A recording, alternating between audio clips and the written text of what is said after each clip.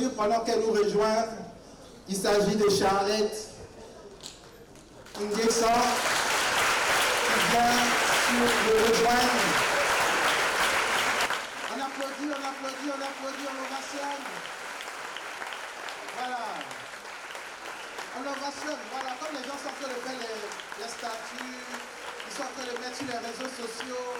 Voilà, il faut qu'on fasse la publicité des jeunes qui font les choses. Merci. Non, vous êtes gentil, vous êtes magnifique. Est-ce que vous pouvez vous applaudir vous-même? Allez, merci. Charlotte, bonjour.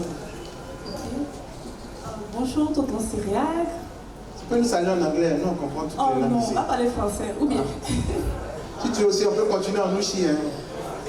Bon, comme nous sommes à l'Institut français, on va parler français. Donc, ce matin, nous allons parler d'un sujet assez intéressant. Et ce sujet n'est pas aussi récent qu'on le pense.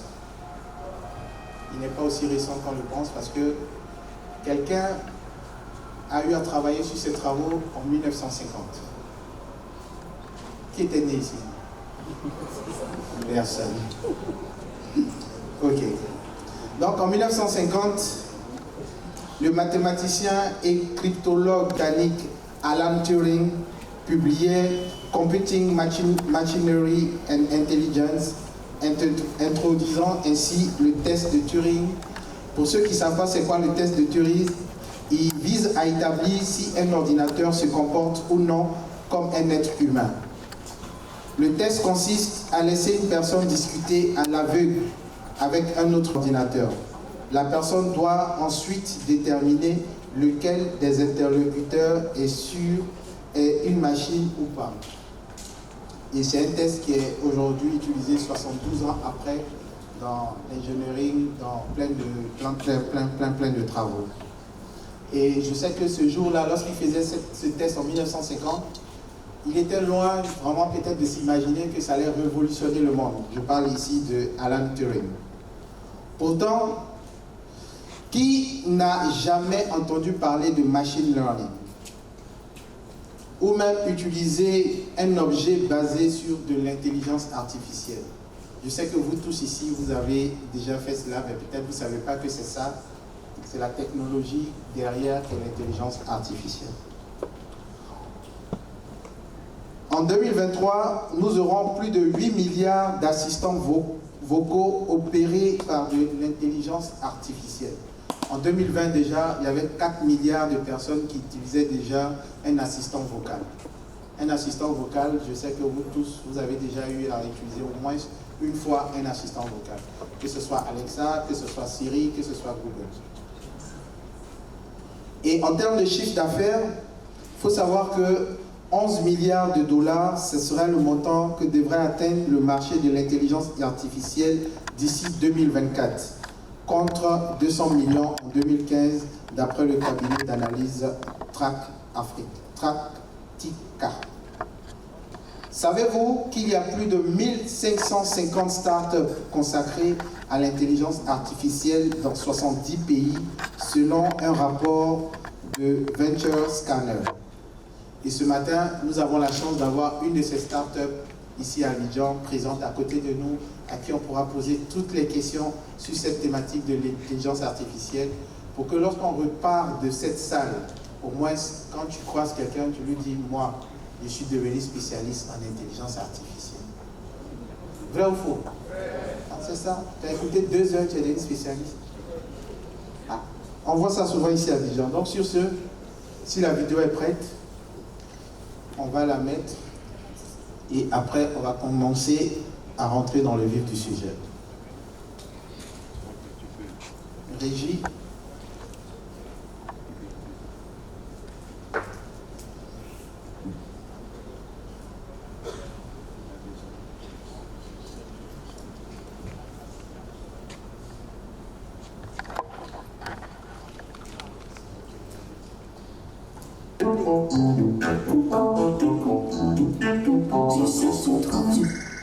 Qui a peur de l'IA? Attends, je sais qui on va appeler, tu vas voir. Ah, Ah, la hotline. Ah, Guillaume, bah bonjour, ça fait longtemps. Qu'est-ce qui vous amène aujourd'hui? L'intelligence artificielle. Super. Ouais. Alors plus j'en entends parler, moins j'y vois clair. Hein. Avant je croyais que c'était top, hein. Mais là je suis avec mon cousin Théo qui vient de me montrer un article sur Stephen Hawking. Vous savez le chercheur hyper brillant là, Ouais. qui déclare le développement d'une intelligence artificielle complète pourrait mettre fin à la race humaine. Ah ouais, carrément flippant ce qu'il dit le mec. Ah oui, mais là, Guillaume, il faut se poser la question de qui parle. Bah, je vous ai dit, c'est mon cousin Théo. Salut. Non, mais je veux dire, Stephen Hawking. C'était un très grand scientifique des sciences de l'univers, mais l'IA n'est pas son domaine. Écoutez plutôt un vrai spécialiste de la question comme Jean-Gabriel Ganassia, qui est chercheur en informatique et responsable du comité d'éthique au CNRS. Il y a toujours un malentendu sur le terme. Beaucoup de gens se disent, est-ce que ça existe? Est-ce que vous y croyez en l'intelligence artificielle? Parce qu'ils imaginent que c'est une espèce de fantasmagorie, hein. C'est l'idée qu'une machine va tout d'un coup être animée d'intelligence. Et je vais vous montrer que ça n'est pas ça. L'intelligence artificielle, c'est une discipline scientifique. C'est ça qui est important. Ah oui, c'est sûr qu'il y en a des fantasmes autour de personnages artificiels dotés d'intelligence. Pinocchio, Frankenstein. Terminator, ils vont tous nous buter. Non, je vous arrête tout de suite. Un robot, c'est pas forcément une IA. C'est une carcasse mécanique avec des capteurs et un ordinateur dedans. Et parfois seulement, il y a des algorithmes dits intelligence artificielle à l'intérieur. Et inversement Théo, regarde ton smartphone, on peut pas dire qu'il ressemble à un robot. Mais il n'y a pas d'IA là-dedans. Mais si, plein. Oui, je confirme. Mais pour en revenir à Terminator, vous savez, dans la réalité, il n'y a pas d'intelligence capable de tout faire comme on voit dans les films. Et rien ne dit que ça arrivera un jour. Après, chacun est libre de croire ce qu'il veut, mais ce ne sont que des croyances, pas de la science. L'approche symbolique essaie d'imiter comment l'humain raisonne logiquement et utilise ses connaissances. Comme nous l'explique Talita Firmo-Drummond, doctorantine RIA, un certain nombre de savoirs nous sont transmis par un ensemble de connaissances, de règles, de procédures. C'est la manière privilégiée par les savoirs scolaires, comme apprendre à poser une addition, par exemple. Lorsque je pose une addition, je peux expliquer comment je m'y prends, étape par étape. Il est donc ensuite possible d'écrire un programme expliquant à la machine comment procéder, étape par étape. La machine pourra ensuite l'exécuter beaucoup plus rapidement que moi et sans étourderie. Cette approche a donné les systèmes experts, qui essayent de reproduire le raisonnement d'un spécialiste, comme un médecin ou un juriste, pour résoudre un problème. C'est cette approche-là qui a eu le vent en poupe dans les années 80. D'autres savoirs naissent de l'expérience, pour lesquels il est beaucoup plus difficile d'expliquer comment on s'y prend, comme par exemple faire du vélo ou reconnaître un chat. Je vais pas vous expliquer comment faire du vélo. C'est en pédalant que vous saurez pédaler. Il faut que vous en fassiez l'expérience. Ça, c'est l'autre approche, l'approche numérique ou connexionniste qui, elle, tente d'imiter comment l'humain apprend par essai et erreur à partir de ses expériences. C'est cette approche-là qui est sur le devant de la scène aujourd'hui. La vraie question, c'est quoi l'intelligence? L'intelligence biologique? Oh, mais j'y viens. Alors, Frédéric Alexandre, qui est chercheur en neurosciences computationnelles, nous donne les éléments de réponse suivants. Être intelligent, c'est savoir répondre rapidement à une situation complexe. Être intelligent, c'est trouver la réponse satisfaisante plutôt que la réponse optimale. Être intelligent, c'est savoir trouver ce qui est important dans une information. Être intelligent, c'est savoir s'adapter si les conditions changent ou réagir à une situation imprévue. Et tout ça en utilisant une stratégie caractéristique du vivant qui mélange émotion, motivation, créativité. La force et la spécificité de l'intelligence biologique que n'a pas l'intelligence artificielle, c'est la complémentarité de ses aspects émotionnels et logiques. Ouais, du bon sens quoi. Si tu veux, en fait, pour éviter les fantasmes véhiculés par l'intelligence générale dont on est loin, il vaudrait mieux parler d'intelligence artificielle au pluriel. Toutes les intelligences artificielles que nous croisons dans la vraie vie ne sont juste que très techniques et très spécifiques. Elles ne peuvent faire que la tâche pour laquelle elles ont été programmées ou paramétrées. Un programme qui bat le champion du monde d'échecs ne sait pas reconnaître un canard, hein. En revanche, pour une tâche précise, elles sont ultra performantes et souvent meilleures que nous. Quoi? L'intelligence artificielle. L'intelligence artificielle est sortie des laboratoires. Elle infuse et impacte désormais tous les domaines de la société. De la finance à l'agriculture, en passant par la médecine ou l'éducation, jusqu'à nos maisons. Dans notre monde devenu numérique, nous fréquentons et utilisons chaque jour sans le savoir de l'intelligence artificielle dans nos objets du quotidien. Appareils photo, mécanismes de recommandation sur les réseaux sociaux, enceintes connectées. Un monde d'algorithmes Mais c'est bien nous, humains, qui devons décider de ce que les systèmes peuvent faire pour nous, et non l'inverse. Et comme ces technologies façonnent profondément notre société, il est fondamental de comprendre comment elles marchent.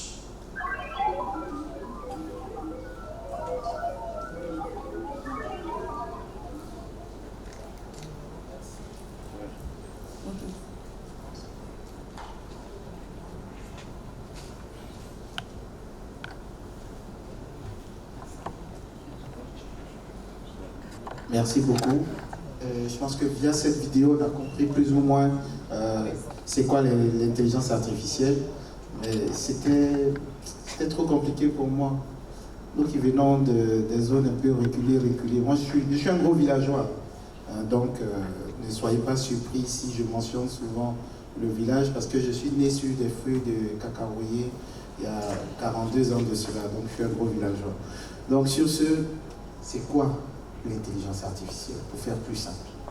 Ok, d'abord bonjour à tous, voilà. Merci à l'Institut français de m'accueillir aujourd'hui. Donc, la vidéo présente un peu un aperçu de ce que c'est que l'intelligence artificielle. Je vais essayer de résumer, de rendre ça un peu plus simple. Je vais essayer, mais n'hésitez pas à poser des questions après si vous avez peut-être des droits de compréhension par rapport à quelque chose. On est là, on apprend, on échange, voilà. Moi, je ne suis pas experte en IA. Voilà, je ne me définis pas en tant qu'experte. J'apprends comme vous. Donc du coup, l'intelligence artificielle, c'est simple. C'est le fait de pouvoir... C'est le fait de pouvoir rendre la machine plus intelligente, c'est-à-dire fonctionner un peu comme l'humain, résoudre des tâches que nous, en tant qu'humains, on peut faire, mais de façon autonome, et en passant par l'apprentissage. Et aujourd'hui, si vous êtes un peu plus avancé dans tout ce qui est digital, informatique, vous savez qu'il existe déjà des produits logiciels, des produits qui ne sont pas forcément basés sur l'IA. Donc du coup, souvent on demande, mais ce qui est automatique, est-ce que ce n'est pas IA déjà? C'est pas IA. Parce que IA, ce n'est pas forcément le volet automatique, il y a le volet apprentissage. Donc aujourd'hui, on peut avoir un simple algorithme, je peux dire un algorithme A plus B, 1 plus 1 égale à 2, ou bien je vais faire l'addition par exemple. C'est des ordres que je donne au système pour pouvoir exécuter une tâche spécifique. Mais le système n'apprend pas. On sait que si je mets un chiffre, ça va faire l'addition de 2 chiffres par exemple. Donc ça, c'est pas de l'intelligence artificielle. Le volet intelligence artificielle, c'est lorsque on parle maintenant d'apprentissage, lorsque la machine apprend d'elle-même. Et à ce niveau aussi, il y a différents niveaux d'intelligence artificielle et différents types d'algorithmes. On ne va pas trop emballer, on va rester sur ce qui est plus facile à comprendre et puis on va donner des cas d'utilisation aussi. Merci, je pense que là c'est plus simple pour moi. Moi je retiens que l'IA c'est pas tout ce qui est automatique, mais plutôt c'est un système qui permet à la machine d'apprendre d'elle-même. Donc si je comprends bien, comme le disait un humoriste, je pense qu'il n'est pas là, c'est Claire Téleste, qui me disait qu'ils sont allés quelque part, on leur a posé des questions, ils étaient beaucoup, c'était un examen. Le premier qui sortait, il donnait la réponse aux autres. Donc celui qui rentrait, on te dit par exemple, c'est la banane à quelle couleur? Donc c'est jaune. Donc quand il donne la réponse dehors, il dit bon, ils vont te poser la question, il faut répondre jaune. Et quand le gars rentre, il dit jaune. Donc, et quand le prochain est rentré, je crois 2, 3, c'était jaune, jaune, jaune. Et le quatrième, quand il est rentré, on demande l'orange à quelle couleur? Il a dit jaune. Donc lui, on voit qu'il n'est pas IA. S'il était IA, il allait s'adapter. Donc si j'ai bien compris, hein, c'est bien ça. Exactement, ça aussi c'est un cas d'IA par exemple. Ok, d'accord. Donc ça veut dire que moi-même je commence à être une IA en même temps que je vous parle. Ok.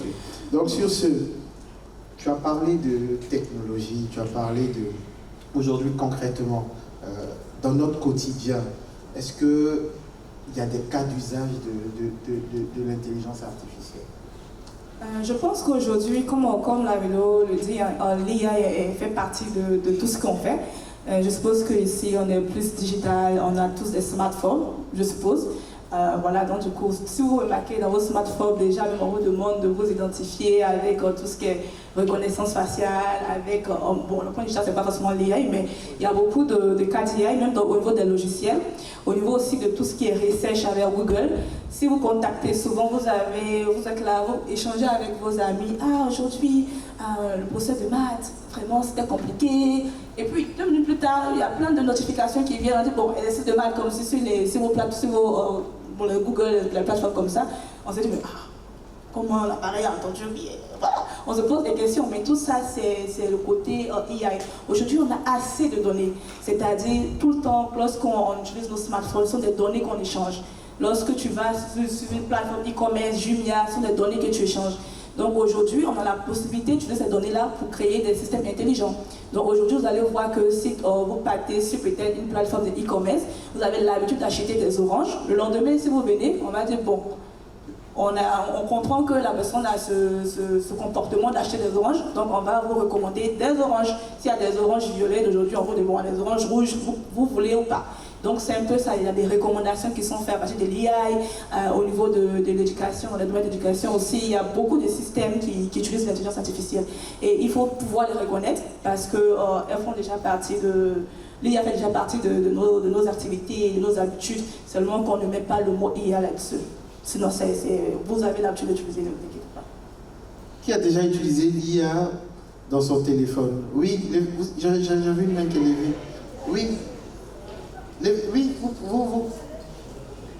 Oui, vous qui me regardez, c'est vous. Oui, il faut parler. Lève-toi et puis tu parles, n'aie pas honte. On entre nous. Tu nous partages ton expérience. Il faut nous partager ton expérience. Attendez que Ou bien tu veux que je vienne à côté de toi? Ok, il y a un tonton derrière qui arrive. Il est en noir, il est en forme. Il a failli être un bachelor.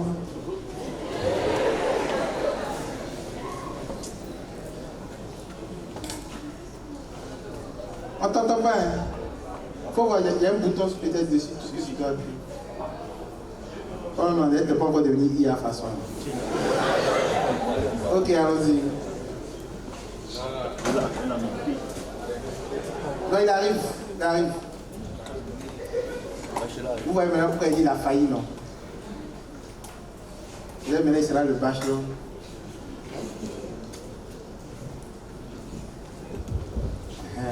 Vous présentez le nom de votre école, votre nom, et vous nous partagez votre expérience. Je m'appelle Traoré Soraya, je viens de Près des Pompées.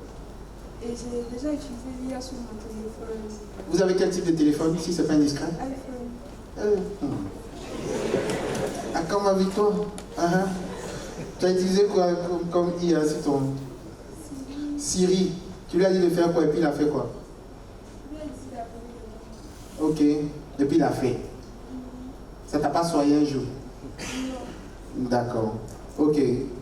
Qui d'autre veut nous partager son expérience? Derrière. Je vais changer de rangée. Comme déjà on a déjà pris quelqu'un dans cette rangée-là. Personne ne veut partager son expérience avec nous? Personne? Oui, vas-y. Il y a un micro qui arrive. Tu peux aller. Il ne faut pas fatiguer la tantille là. Elle est derrière toi. Il faut aller prendre. Là, voici, il faut aller prendre.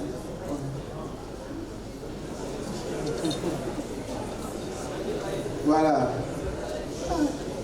Non, pourquoi tu t'assois? On ne te voit pas bien. Parle, on t'écoute. Ton nom, l'école et ton expérience. Je m'appelle.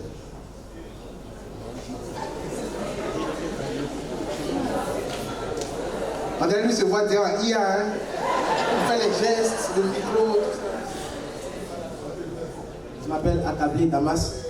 Je suis étudiant au centre d'électronique et d'informatique appliquée CELIA. Eh bien bon, j'ai un Android. Voilà.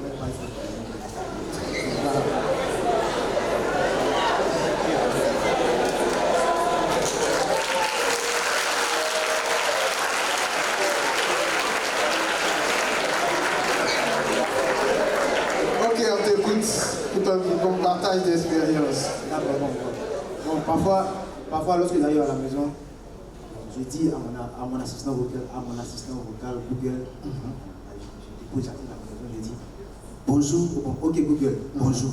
Et bon, là on commence à discuter. Parfois tu as l'impression que nous sommes deux en train de discuter.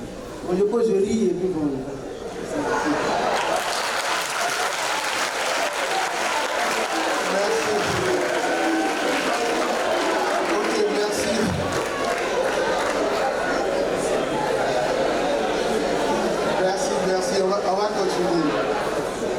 continuer. Et je vais juste faire une démo juste avec votre permission, avec mon téléphone. Ok Google.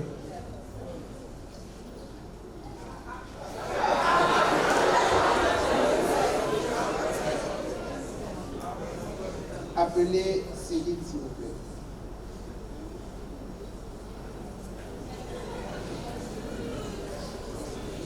Ça, il est en train de chercher toutes les Céline.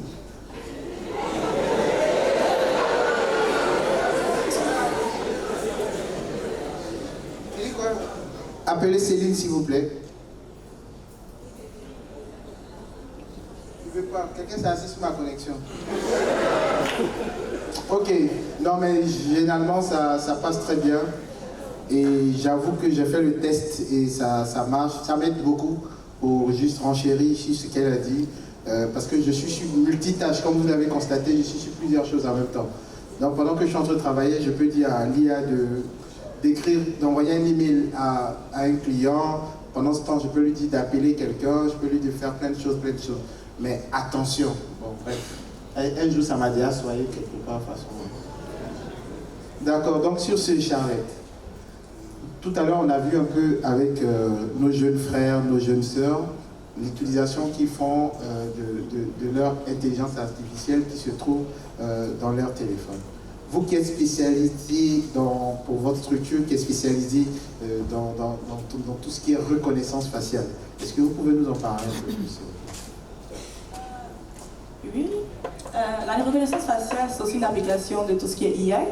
Seulement que quand on parle de reconnaissance faciale, effectivement, vous comprenez qu'il y a une liaison avec le visage.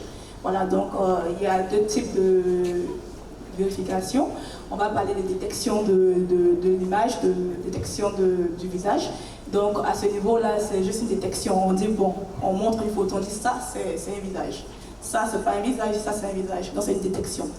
Mais lorsqu'on parle de reconnaissance, ça va un peu plus deep, c'est-à-dire on ne va pas seulement s'arrêter à dire ça c'est un visage, mais on va dire ça c'est le visage de Céline, voilà ce visage c'est le visage de Styriac, c'est le visage de Charlotte, et ainsi de suite. Donc ça reconnaît le propriétaire du visage.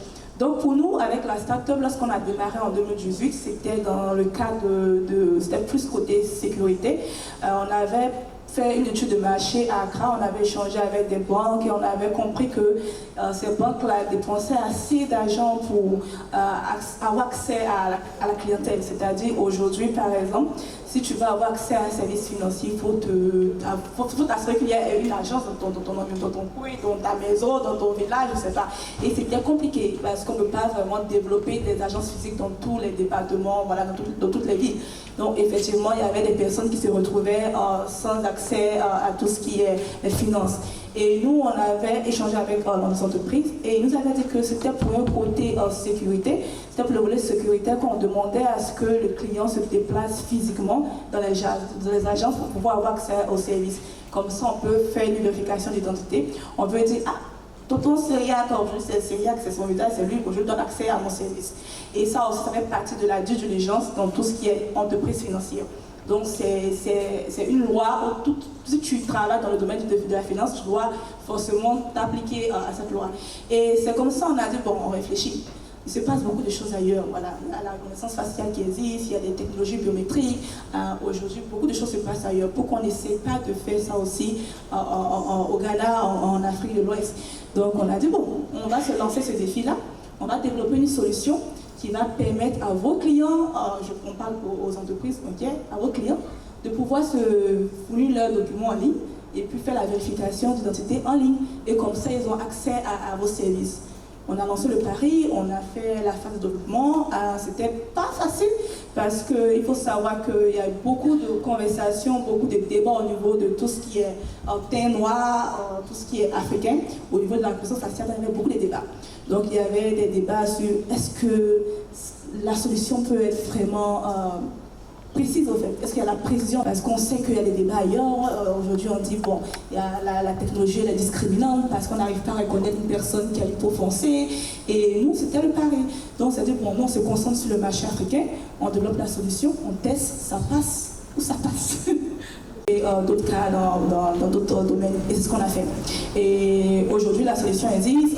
Elle n'est pas en phase de commercialisation, c'est-à-dire on ne fait plus de promotion, mais effectivement, on demande, c'est-à-dire si une entreprise a le besoin de procéder à une vérification, on vous fournit l'API et puis vous pouvez vous connecter à notre API. Quand je parle d'API, c'est un type de... Bon, je vais m'expliquer. C'est un logiciel qui fait une tâche spécifique qui peut se mettre dans différentes applications. Voilà, ça c'est un autre sujet aussi, je ne sais pas si je dois m'étaler dessus. Et voilà, donc l'API est disponible. Si une entreprise souhaite s'intégrer à nous, elle peut se plugger à nous et puis par la suite utiliser notre API. Donc c'est ce que la solution fait, c'est ce que la start-up s'est spécialisée pour, et donc c'est ça. Waouh, ça s'applaudit s'il vous plaît.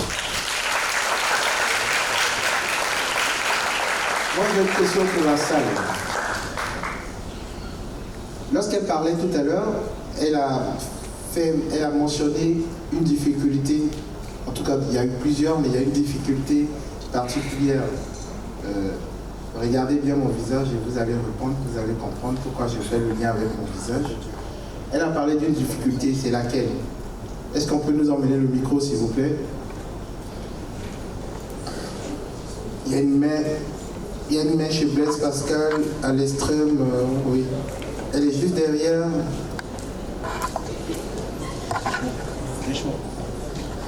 Le numéro 3. C'est quel numéro? Oui, le nom, l'école, et vous répondez à la question, s'il vous plaît. Oui, allez. Je m'appelle Emmanuel, je suis docteur, c'est Blaise Pascal. Et vous avez dit que l'intelligence artificielle a du mal à reconnaître les personnes à peau noire. Comme moi, c'est ça c'est fait, vous l'avez dit. Donc j'aimerais savoir comment est-ce que vous avez fait pour résoudre ce problème, puisque vous vous attaquez au marché africain. Plus 20 sur sa vie.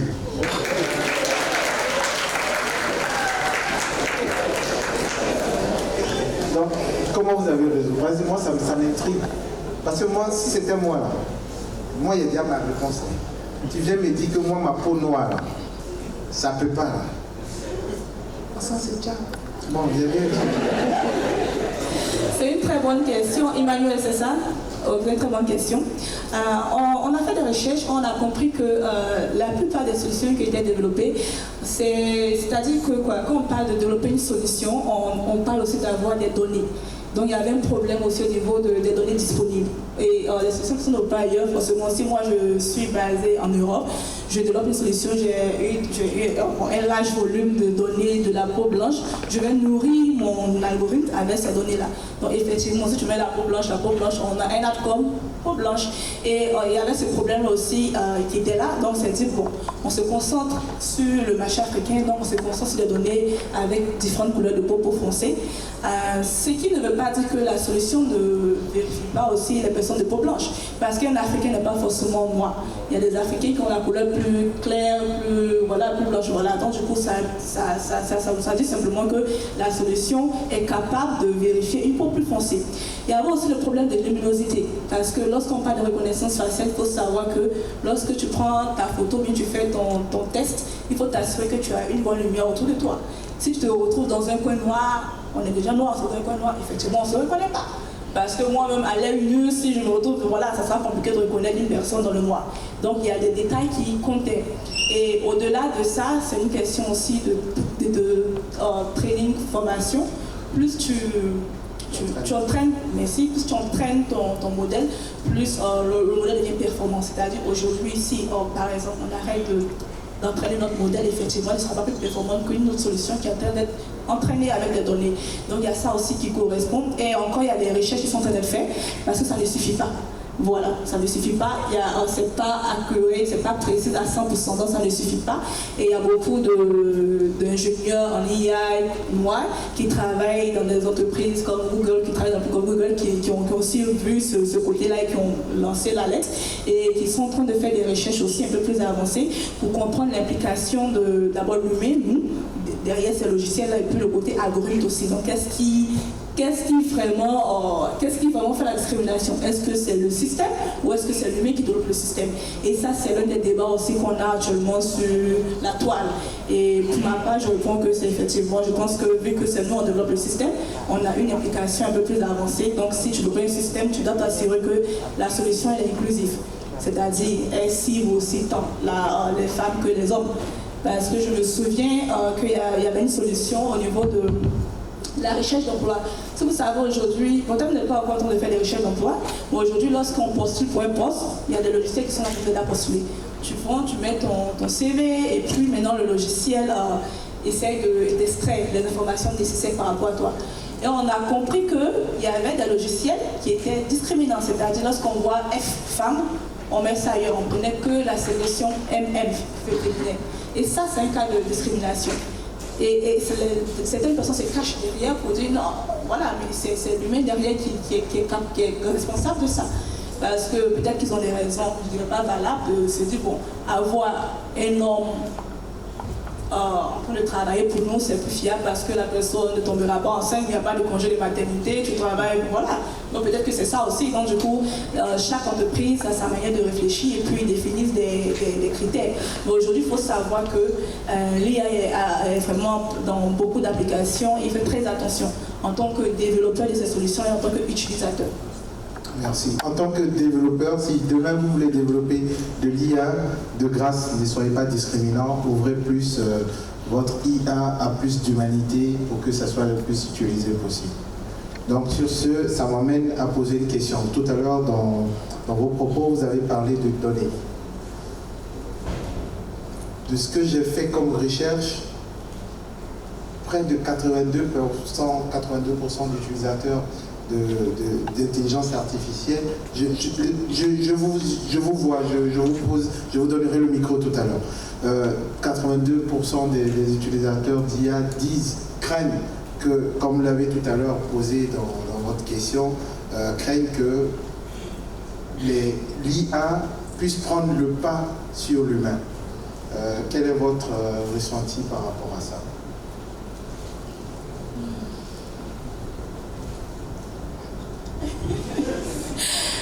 Très bonne question. Tout est possible. Voilà, vu que je pense qu'il y a 20 ans, personne n'avait imaginé qu'on aurait des systèmes d'IA aujourd'hui, donc tout est possible. Seulement, ce que je peux vous assurer, c'est que ça va être très difficile. Parce qu'aujourd'hui, on définit différents types d'IA. On a tout ce qui est narrow, weak, c'est-à-dire les IA faibles, et c'est ce qui est sur le marché. C'est-à-dire c'est des IA. Tu peux répéter, s'il te plaît, parce que ça, moi-même, je vais prendre note. Tu as dit quoi? Narrow et weak IA. Weak IA. Ah, d'accord. Faible. Et c'est normalement tout ce qu'on utilise, donc du coup c'est des IA qui vont faire des tâches spécifiques que l'humain peut faire. Et je crois bien que dans la vidéo, ça a été spécifié, mentionné même, c'est-à-dire aujourd'hui le jeu d'échecs par exemple, parce que le jeu d'échecs ça a été aussi l'un des jeux dans les années, je crois, si je ne me trompe pas, 85 ans, je ne sais pas, qui a vraiment montré la force de l'IA. Si vous savez, le jeu d'échecs, ils ont développé une solution de jeu d'échecs où c'est comment le jeu d'échecs, ça s'apprenait, c'est-à-dire l'ordinateur là, on demandait à des champions d'échecs de jouer avec l'ordinateur. Et l'ordinateur capturait la stratégie de chaque joueur, donc apprenait à chaque jeu, donc ça se faisait par l'apprentissage. Et au fur et à mesure, l'ordinateur était capable de battre le champion d'échecs à l'époque. Exactement. Exactement. Donc aujourd'hui, maintenant, les champions, qu'est-ce qu'ils font? Ils apprennent avec ces systèmes-là. Lorsqu'ils sont à la maison, ils s'entraînent avec les systèmes parce qu'ils sont plus performants que ce qu'ils avaient. Donc du coup, il y a la formation par pratique. Mais je suis sûre qu'un système d'échecs ne peut pas peut-être faire d'autres tâches. Que peut-être faire une vérification d'identité, bien peut-être reconnaître Syriac, c'est ton visage, ou même on dit, bon, faire d'autres tâches. Donc ça montre que tout ce qui est faire AI, c'est spécifique. Une tâche que l'humain peut faire. Si je veux développer une solution où je peux boire de l'eau, ça va être spécifique pour boire de l'eau. Voilà. Et actuellement, j'avoue qu'au côté général AI, où c'est un peu plus avancé, c'est là on parle aussi de... on recherche un système plus intelligent qui se comporte un peu presque plus proche de l'humain que ce qu'on a, très très proche même, ou peut-être il y a le côté émotionnel qui va rentrer en compte. Et Ça, c'est bon, les entreprises travaillent là-dessus, les grands groupes travaillent dessus, il y a beaucoup d'investissements là-dessus et on voit quand même des résultats. On n'a pas ce qu'on recherche, mais on voit des résultats. Ce qui me permet de dire que c'est possible, n'est-ce pas? Mais il y a un autre type de IA qui est super. Là, c'est où on s'apprête à dire l'IA sera au-delà de l'humain. Et là, on n'est pas encore arrivé là-bas. Là, on n'est pas encore arrivé. Je ne peux pas prévoir dans 100 ans, je ne sais pas si je serai en vie. On n'est pas encore arrivé. Donc, je veux dire que ce n'est pas possible le moment. Vu que c'est nous, humains, on développe ces systèmes-là. On doit être capable de limiter, quand même, hein, avec un volet responsable, limiter certaines actions de nos systèmes. Et là, ça sera ma question côté responsable, ça sera ma question tout à l'heure. Je reviens à l'antenne. D'abord, je pose la question à monsieur. D'accord, le micro vient vers vous.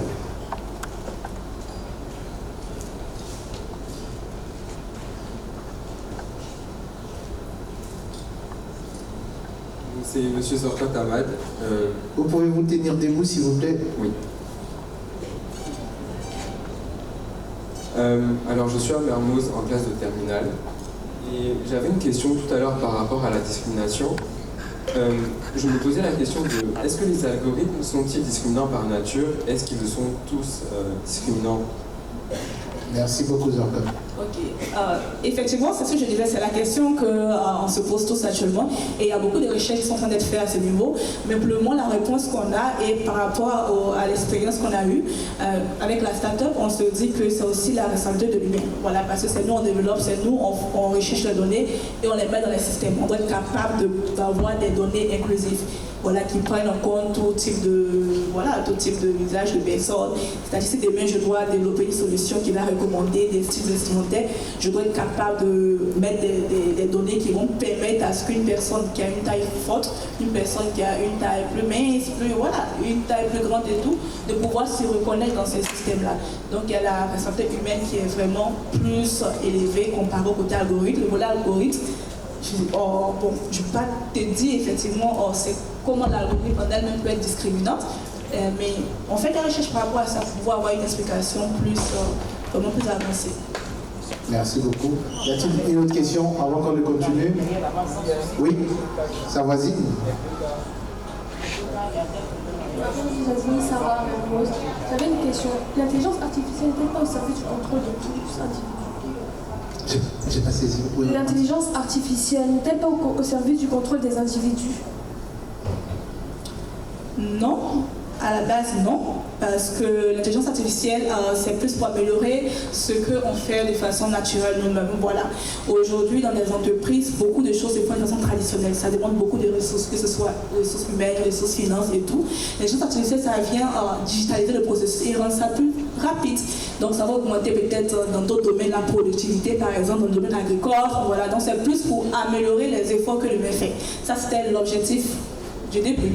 Maintenant, dire que c'est au contrôle de tout, effectivement, vu que c'est une solution, c'est une technologie qui peut être utilisée par n'importe qui et tout le monde, on est responsable de ce qu'on fait avec la technologie. Aujourd'hui, si demain, je ne sais pas, moi, je prends si une personne lambda, disons, monsieur Y, décide de développer une solution avec l'IA qui active des bombes nucléaires. Bon, c'est sa solution. Il faudrait qu'il y ait peut-être maintenant une loi au niveau de chaque pays pour dire que ce n'est pas possible. Mais là, il a le droit de développer tel type de solution. Donc ça, c'est humain aussi, ça humain. Voilà, donc ça, c'est le contrôle de l'humain, c'est possible. Mais il faudrait que le gouvernement, les États aussi aient des lois plus avancées qui disent, par exemple, comme les lois sur la cybersécurité, les lois sur la protection des données, qui disent non, là c'est limité, là c'est impossible. Et là, on ne peut pas avoir ces contrôles-là. Mais normalement, à la base, ce n'est pas ça l'objectif. J'espère que je réponds à ta question. Ce n'est pas ça l'objectif. Moi, ça me permet de rebondir sur une question. Et je pense que beaucoup de personnes dans la salle se posent la même question comme moi. Est-ce qu'on n'a pas peur que l'IA remplace demain les métiers que nous voyons? Parce que je sais que j'ai déjà vu un journal télévisé dans un pays en Orient qui a été fait par un robot. Donc c'est le robot qui présentait le journal comme un humain. Il faisait les dépêches et la particularité de ce robot, on dit qu'il ne dort pas, donc il peut rédiger des articles 24 heures sur 24.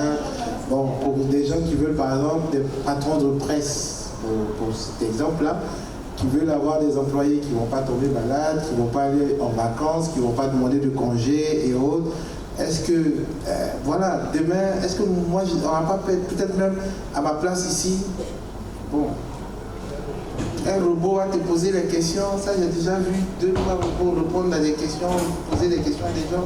Bon, est-ce que demain, les animateurs, on voit beaucoup là, est-ce qu'ils vont pas disparaître? Tout à l'heure, on a vu, désolé, je n'ai pas retenu son nom, mais la responsable de communication de l'Institut français qui nous parlait bien, qui animait bien la salle. Bon, demain on dit non, ce que tu fais là c'est chic, mais l'année prochaine, en 2023, pour des raisons budgétaires, on préfère prendre un robot. Il y a longtemps, mais t'es que le robot. À cette question, je vais vraiment être transparent. Je pense que beaucoup de métiers vont disparaître. Et ça, c'est clair, c'est sûr. Donc voilà, apprêtez-vous. Beaucoup de métiers vont disparaître. Mais il faut savoir que quelques années plus tôt, on s'est posé la même question avec la technologie, n'est-ce pas? On s'est dit, bon, normalement on fait tout de nous-mêmes. En fait, si la technologie prend le dessus, est-ce qu'on va pas perdre nos métiers? Effectivement, on a perdu des métiers, mais des métiers ont été créés par la suite, n'est-ce pas? Exactement. Donc, du coup, on va essayer de prendre la même chose, la même stratégie. On va perdre beaucoup de métiers, mais des métiers seront créés aussi par la suite. Donc, aujourd'hui, ce qu'il faut faire, en tant que jeune, en tant que personne responsable, personne qui travaille, il faut s'assurer d'être d'actualité, c'est-à-dire pouvoir update ses compétences. Voilà. Donc c'est un peu ça, il faut se renseigner. Si tu fais du journalisme, être capable de se dire, bon, qu'est-ce que je peux apprendre au niveau de la technologie, et puis voilà, ça va arriver. D'accord, j'ai 4 mains dans la salle. Ne vous inquiétez pas, vous allez tous parler. Donc on va commencer, le micro est plus proche de lui, donc on lui donne le micro. Et ensuite, on va se diriger sur ma gauche. Donc lève ta main pour qu'il voit où il doit se diriger après. Voilà, et après, on vient comme cela. Merci. Alors, bonjour à tous. Vincent Yabo, ingénieur électronicien, forgeur numérique au Phare Solaire de Rouen Data Center. Merci à Michalet pour son intervention. Bon, j'ai une question particulière à son égard. Aujourd'hui, c'est intéressant de développer des solutions d'intelligence artificielle, mais je me dis l'autre objectif, c'est de pouvoir développer des solutions pour pouvoir répondre aux besoins du continent et dans notre cas, SPS, aux besoins de la Côte d'Ivoire. Est-ce qu'on est capable aujourd'hui, parce qu'on ne peut pas parler d'intelligence artificielle sans données, est-ce qu'aujourd'hui on a les ressources nécessaires pour produire ces données-là afin de créer des solutions artificielles adaptées à nos réalités?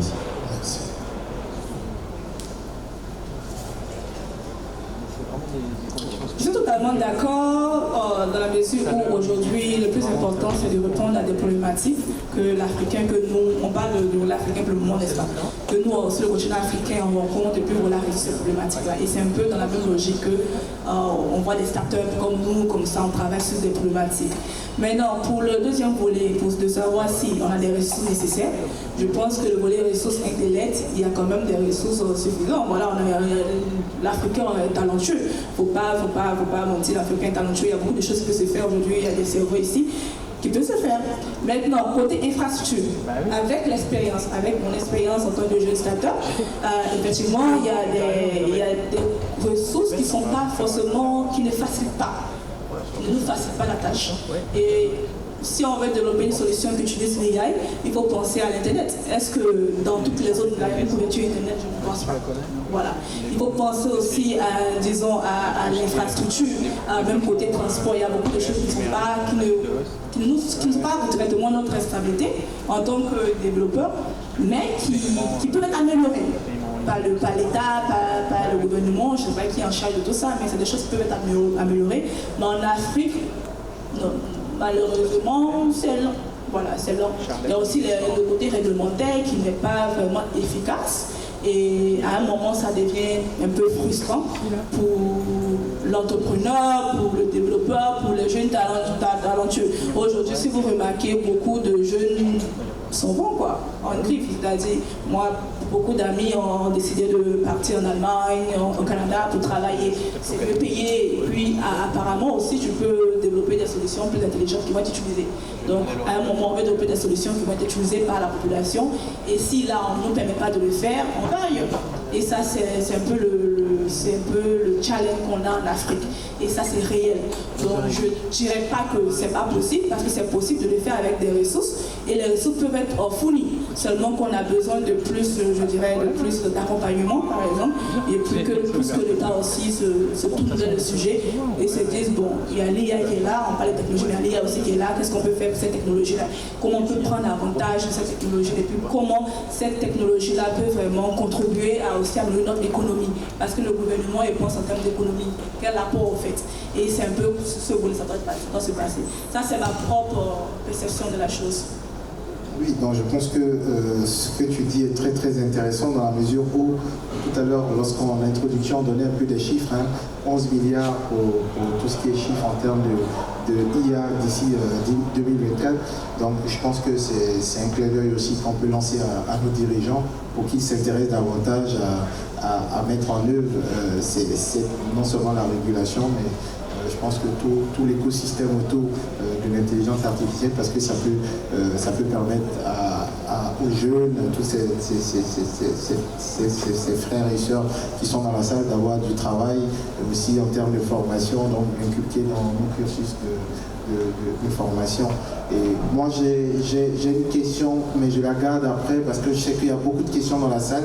Donc on va déjà sur ma gauche et après on redescend ici et là. Je me nomme Touré Chek, élève de Fred Égopé, et j'aimerais savoir, pendant votre discours, vous avez dit que l'intelligence artificielle est basée sur des actions spécifiques. Mais est-ce qu'il existe des intelligences artificielles qui sont basées dans plusieurs actes qui peuvent remplacer les humains dans le futur? Il existe des systèmes qui peuvent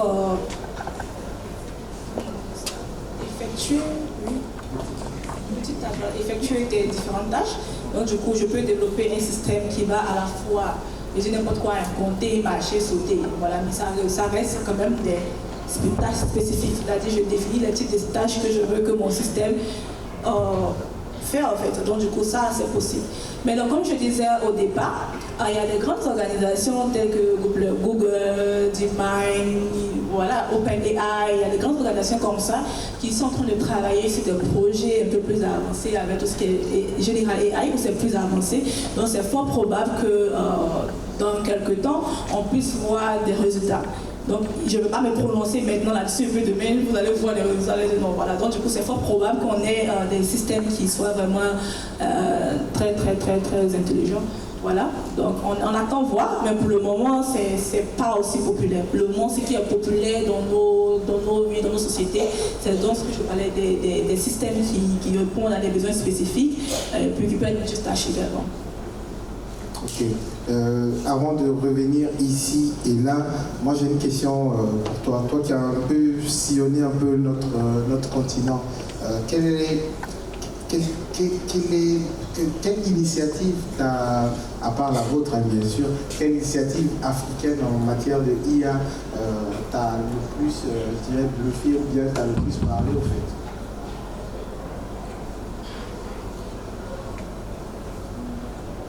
Je pense que peut-être que là, la question c'est de savoir s'il y a d'autres solutions qui m'ont le plus bluffé.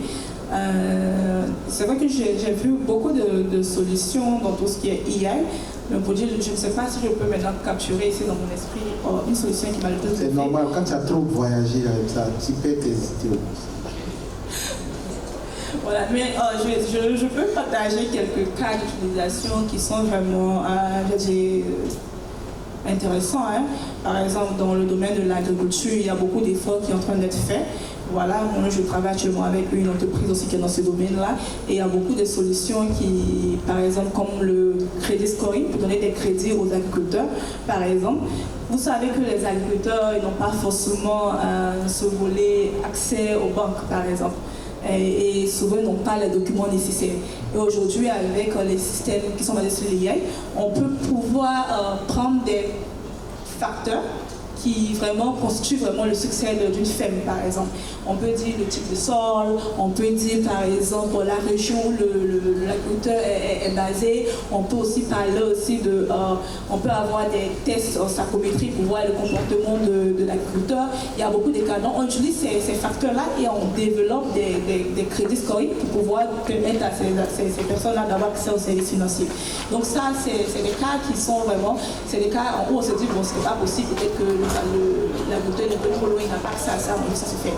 Et aussi le cas où on utilise les drones, c'est-à-dire il faut savoir que les drones qu'on voit, tout drone n'est pas forcément basé sur l'IA. Mais il y a les drones qui sont aussi basés sur l'IA. Donc aujourd'hui, avec ces drones-là, on comprend qu'il y a disons, on met des technologies ensemble et on forme quelque chose de beau, quelque chose d'utile. Et c'est un cas aussi d'utilisation pour l'arrosage, par exemple, ou bien pour le mapping. Mapping, c'est-à-dire pour pouvoir diviser les terres. Les terres, on peut faire avec des drones, on peut créer, maintenant on peut aussi utiliser des satellites, on peut avoir des données pour faire des services. Donc ça, c'est des cas très intéressants. Et je pense que vu qu'en Côte d'Ivoire, peut-être au Ghana aussi, vu que les pays sont beaucoup axés sur l'agriculture, lorsque tu parles de ces cas-là, ça donne quand même un poids, parce qu'on voit déjà l'effet productivité, on voit aussi, si vous savez actuellement, il y a beaucoup de débats sur la crise alimentaire. Donc ça peut être une manière aussi d'aborder le sujet avec les acteurs, voilà, du milieu, quoi, pour pouvoir voir. Donc ce sont des cas comme ça, très intéressants que je vois, mais il y a d'autres aussi. Et je vais ajouter que aussi que tout ce qui est robot n'est pas forcément IA. Donc on ne doit pas aussi faire tout ce qui est robot n'est pas forcément IA. Il y a des robots aussi qui ont une place importante. Il y a des robots qui permettent de nettoyer vos salons. Qui aime nettoyer? Je pense pas, on n'est pas nombreux, non? Qui aime faire le ménage? Si vous avez un robot qui est capable de faire le ménage et de reconnaître que cette tenue est blanche, dans cette tenue, il y aurait des passos pas, ça met du sens. Donc on voit que selon l'usage, on a des avantages. On peut se focaliser sur ça, comme ça, pour pouvoir avancer avec le sujet. On ne peut pas se focaliser seulement sur tout ce qui est inconvénient, par exemple. Pensez aussi côté ce qui peut nous aider utile et focalisez-vous là-dessus. Merci beaucoup. On avait des questions par ici. On va en prendre 2 par rangée. Après, on va revenir encore pour ne pas... Donc, il a le micro déjà. Oui. Salut, je suis l'étudiant Ben Aboubakar en 2e année de suivi. Ma question est la suivante. En fait, on sait que l'IA apprend sur l'humain. Est-ce que l'IA ne rend-elle pas l'homme esclave? Question.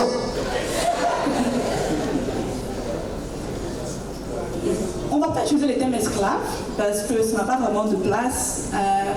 On dira que seulement... Est-ce qu'il y a une période d'esclave? Déjà, je ne pense pas que c'est une question d'esclave, mais l'IA devrait être un outil, disons un outil. Voilà, utilisé comme un outil pour nous aider à faire certaines choses. Voilà, donc dans ce sens-là, ça sonne bien pour moi que le mot esclave, parce que esclave, je ne sais pas. Si par exemple ton IA c'est juste pour nettoyer, tu ne vas pas venir dire lave assiette là, non, on ne va pas laver assiette, il est là pour nettoyer par exemple. Donc voilà, il répond seulement que la taille spécifique en fait. Donc ça ne pourra pas être ton esclave malheureusement. Maintenant, si toi, tu t'es dit bon, moi je veux un esclave, tu as du fantasme d'esclave. Tu peux travailler avec des experts, tu peux créer un robot et tu définis les tâches que tu souhaites avoir. Je veux que ce robot-là repasse mes habits, je veux que ce robot-là éteigne les lumières, je veux que ce robot-là, si, ça. Et selon ces tâches-là, on ferait ton robot qui est basé sur l'IA et qui fait toutes ces tâches-là. Il devient ton esclave si tu veux. Ok. Quand tu vas développer... La question a été mal posée.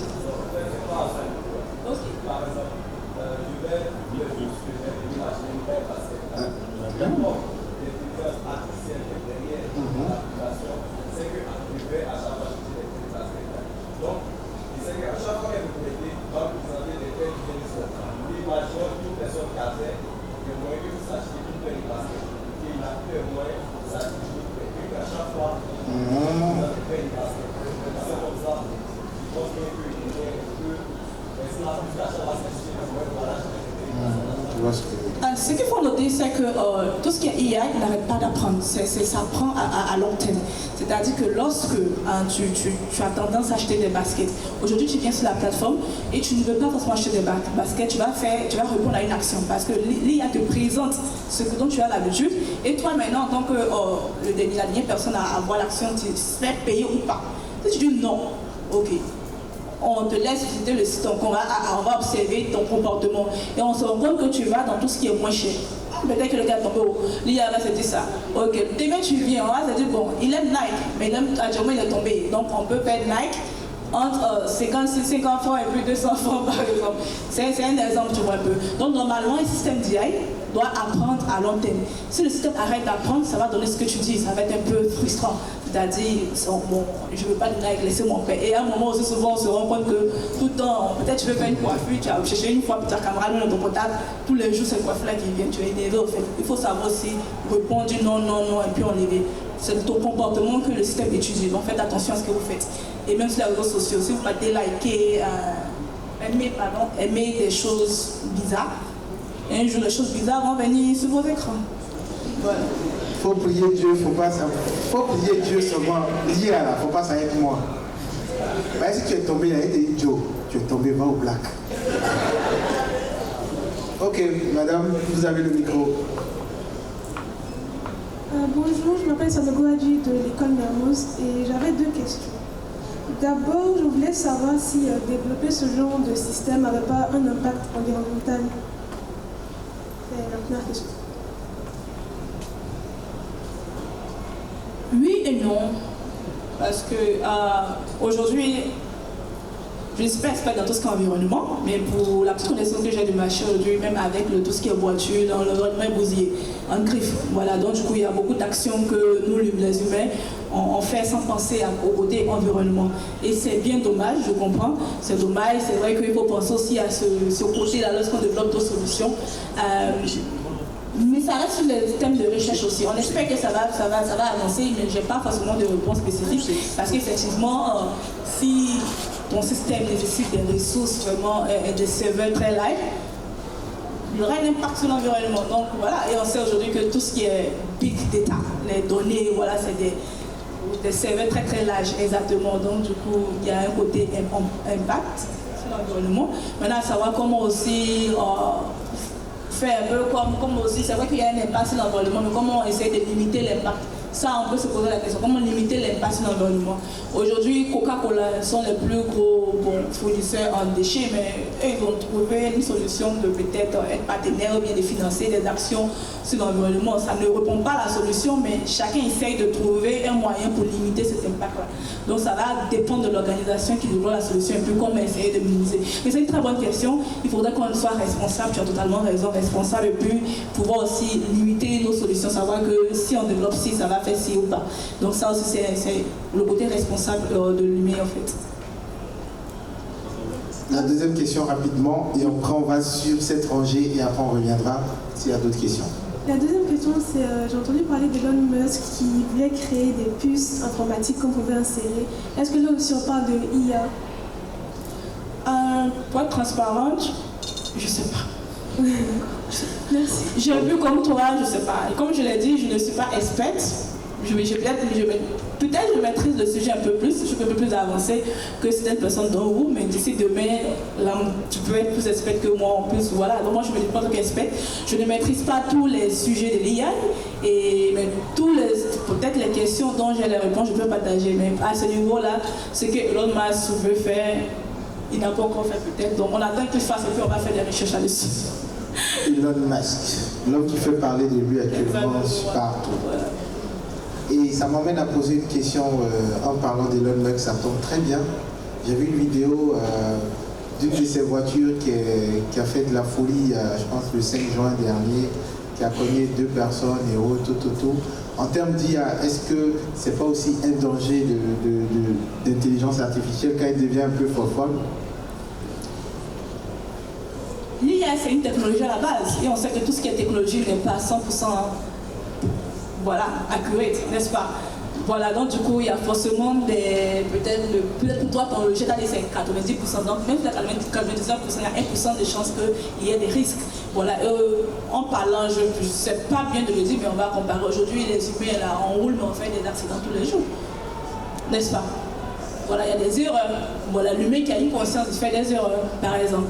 Donc aujourd'hui, effectivement, il y aura des systèmes qui vont peut-être bugger à un certain moment, mais ça, c'est le danger aussi. Normalement, la base, c'était pour limiter tout ça, mais ça reste quand même un danger. Je n'ai pas forcément une bonne réponse par rapport à ça, mais ça reste quand même un danger. Mais comparé aussi aux tâches humaines, on fait des accidents tout le temps. Si peut-être que l'humain fait peut-être 5 accidents par mois, je dis n'importe quoi, et que la machine fait aujourd'hui 2 accidents, il y a une réduction de 3%. Il y aura peut-être 2 mois, ça reste 2 mois, mais il y a une réduction de 2%. Donc si ce modèle-là, ça peut passer. Maintenant, si on se rend compte que le système qu'on a développé, il ne fait que faire des accidents chaque seconde, c'est qu'il y a un problème. Dans ton logiciel, il faut essayer de voir ton algorithme. Ok, on passe à cette rangée. Elle a le micro, vous pouvez aller. Bonjour madame, je voulais savoir concernant les difficultés dont vous avez parlé, est-ce que pour vous-même en tant qu'Africaine ça a été difficile de reconnaître les différents traits africains et est-ce que vous avez eu des problèmes avec par exemple les gouvernements pour mettre l'intelligence artificielle en place? Plus 5 sur 7. Donc l'autre elle a donné plus combien? Donc elle on lui donne plus combien? Plus 100 non? Plus 100 c'est ça. Vous n'avez pas applaudi. Après, j'ai envie de voir.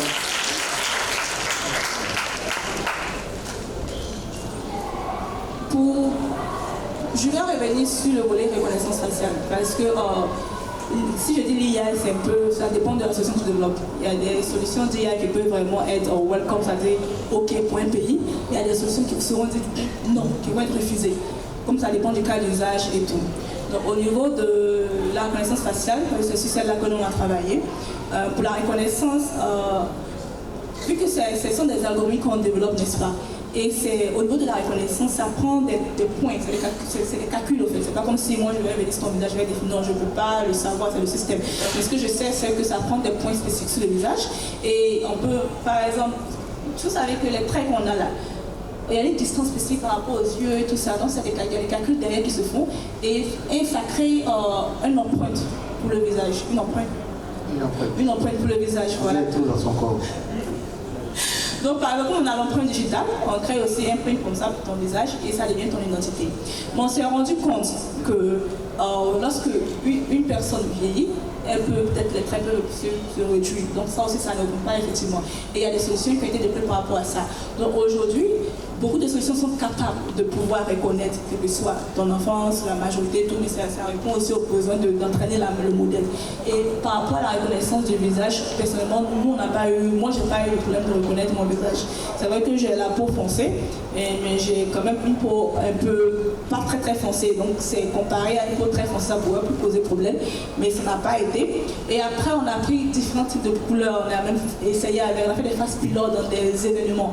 Par exemple, un événement ici, on décide de créer un site web où les personnes comme vous enregistrez, mettez vos photos. Et lorsque vous venez à l'événement, vous tirez au visage pour entrer. On a fait ça pour voir différents types de personnes et tester, avoir des phases pilotes. Et ça a fonctionné.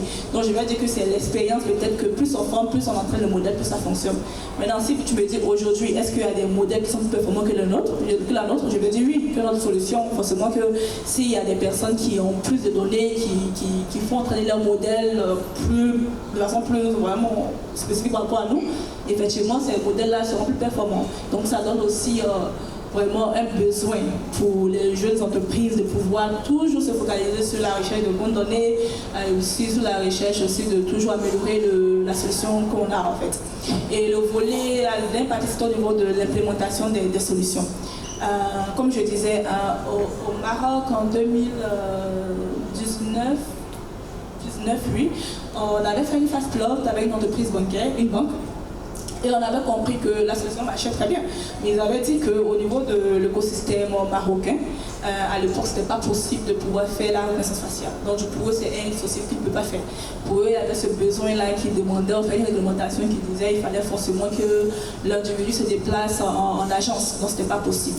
Donc ça, c'est un cas qui a limité peut-être à l'entreprise de 7 ans dans ce marché-là. Et il y a des cas comme ça. Et il y a des marchés où Ils ne vont rien te dire, hein. Ils vont rien te dire. Tu développes la solution, ça fonctionne, tu le dirais 1 an, 2 ans, et un jour on se réveille et on définit des lois.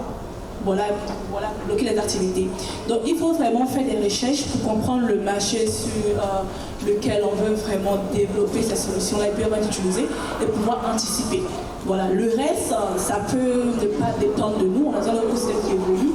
On doit être aussi capable en tant que développeur aussi d'évoluer avec l'écosystème. Donc voilà, c'est ça quoi. J'espère que je réponds à ta question. Si je ne réponds pas aussi, on peut se voir après. On va prendre une autre question dans la même rangée. Donc, bonjour madame, moi je voulais savoir, parce que dans votre discours vous avez parlé de Weak AI et General AI, et vous avez expliqué que les General AI peuvent être multitâches, c'est-à-dire avoir des capacités sur plusieurs sphères différentes. Et on a aussi demandé si les robots comprennent le pas sur l'humanité. Donc moi je voulais savoir pourquoi on continue de produire ces General AI là, plus que les Weak IA, alors qu'on a peur que ces robots-là prennent le pas sur nous.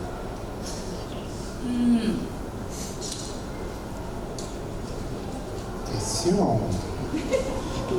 Non, je réfléchis par rapport à l'explication. Parce que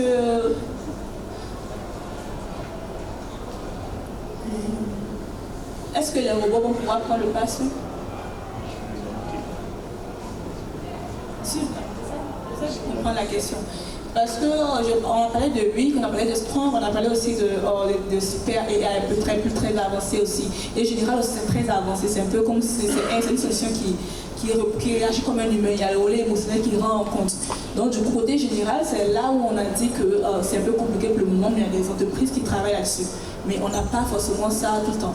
Dans le Weak AI, tu peux avoir des robots qui ont plusieurs tâches, mais ces tâches-là sont très spécifiques. Tant que je ne dis pas à ce robot-là de faire ces tâches-là, elles ne vont pas faire ça. Ils n'ont pas fait ça d'eux-mêmes en fait. Tu vois, moi en tant que robot, je ne vais pas m'élever pour dire aujourd'hui je décide de parler BT. Non, il faudrait que j'ai. Moi en tant que développeur, je dis à mon robot tu parles BT, tu parles français, tu parles robot, par exemple. Donc ça, voilà. Donc du coup, être multitâche, je ne veux pas dire que tu n'es pas dans le Weak AI. Ça fait partie de tout ce qu'on utilise en fait. Exactement. Donc c'est ce que je voulais revenir là-dessus. Côté général AI, comme je l'ai dit, je ne peux pas assurer à 100% que ça ne va pas arriver. Et nous, en tant qu'humains, l'humain, c'est un curieux. L'humain, c'est un chercheur. On est tous curieux. Si aujourd'hui on est arrivé à tout ce qui est IA, c'est parce qu'il y a eu la curiosité, il y a eu la recherche. Donc, effectivement, on veut se dépasser. Donc, il y a des personnes qui travaillent là-dessus. Ils ne vont pas s'arrêter pour faire plaisir à ceux qui sont plus concernés par l'environnement et par l'humanité. Il y a des personnes qui sont plus focalisées sur je veux comprendre comment tout fonctionne, je veux pouvoir faire tant. Donc, eux, ils sont dans la recherche. Donc, ça va continuer. Ça ne va pas s'arrêter. Ça va continuer jusqu'à ce que peut-être, je ne sais pas, ça va continuer normalement parce qu'on est tous curieux. Et si demain, il y a des solutions qui sont plus, on fait un robot qui est plus émotionnel, qui répond à tout ça. J'ai vu quelques, humanoïdes, je crois, des types de robots un peu humains. J'ai vu ça, mais voilà, mais ça reste encore limité au fait. Donc du coup, il y a un travail qui est en train d'être fait. Donc ne soyez pas étonnés que ça arrive. Et puis ça n'arrive pas aussi, vous n'êtes pas étonnés. Voilà. C'est possible comme ça peut ne pas être possible. Le moment, on ne peut pas limiter la curiosité de la race humaine. Ok. Et avant de terminer, avant de prendre les dernières questions, Charlène, nous avons des jeunes frères, nous avons des élèves, des étudiants en face de nous. Qu'est-ce que tu peux leur dire pour ceux qui veulent se lancer dans l'IA?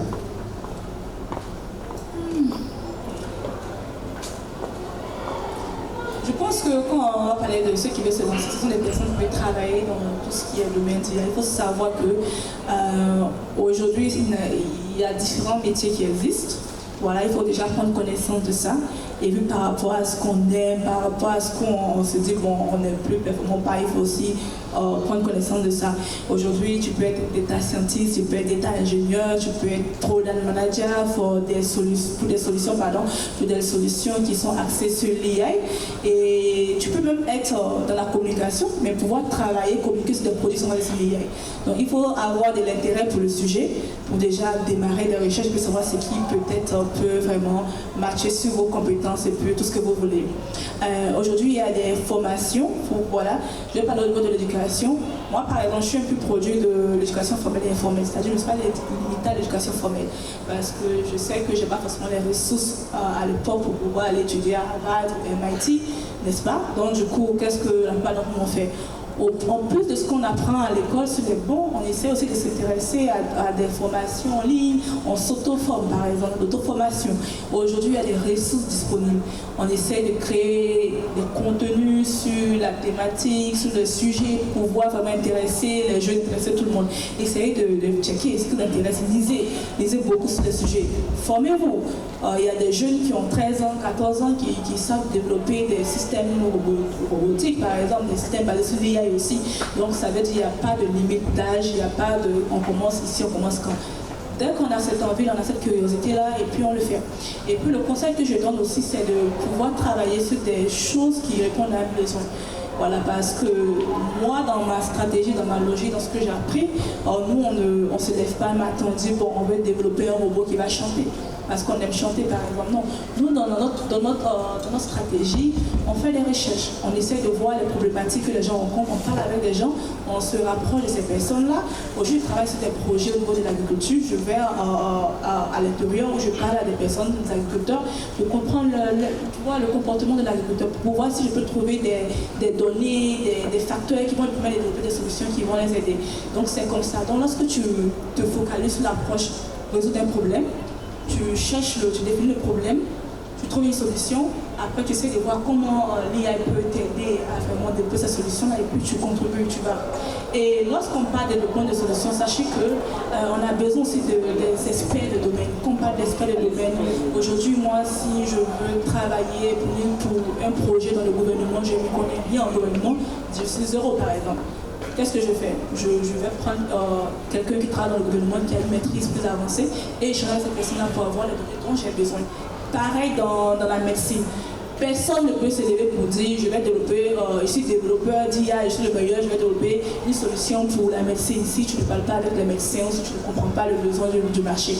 Donc il y a ça qui est là. Essayez de voir un peu cette approche-là et vous positionner. Dites, bon, moi je vais dans le côté où je m'intéresse plus au côté problématique et puis après, si j'ai défini problématique, je vois l'intérêt d'appliquer l'IA, je peux le faire.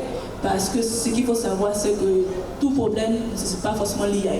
Il y a des solutions qu'on peut résoudre avec un simple système, un simple algorithme. Donc on ne va pas se fatiguer pour faire des systèmes d'IA. On fait des systèmes d'IA si on voit l'utilité. Donc pensez comme ça. Et puis tout est possible, hein. Il n'y a pas de limite. Hein. Donc ne vous limitez pas, soyez vraiment open à l'idée de vraiment embrasser ces carrières-là, ces métiers-là. Parce que comme on voit, tu es sous tendance demain, si tu ne fais pas attention, tu vas rater ton temps. Ah ouais. Est-ce qu'on peut l'ovationner s'il vous plaît?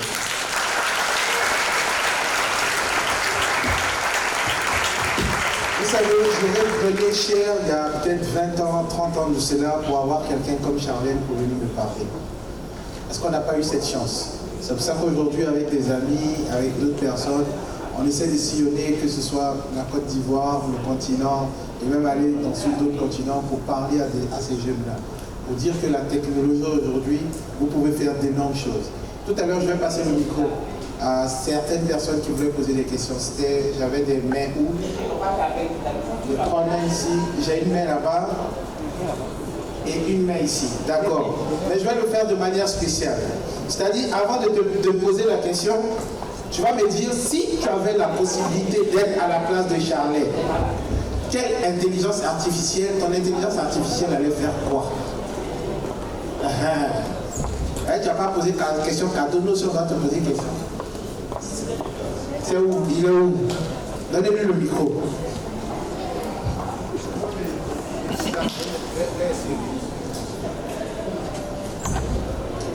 Je me nomme Jean-Samuel. Élève à Fred Épopée. Pour répondre à votre question, si j'étais à la place de la demoiselle ici présente, pour moi, je suis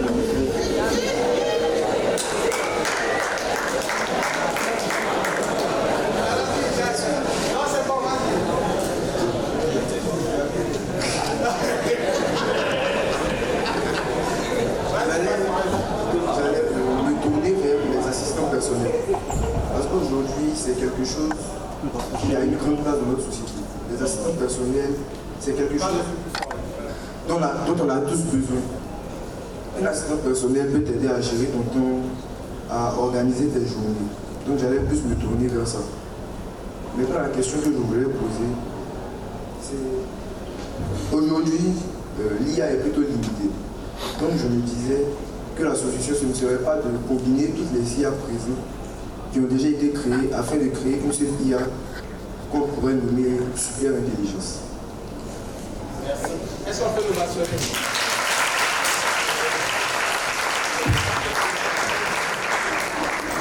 Charlotte, tu as la réponse? Il demande pourquoi on ne combine pas toutes les IA qui existent aujourd'hui pour en faire une seule. Charlotte. Pourquoi on ne combine pas toutes les IA pour en faire une seule?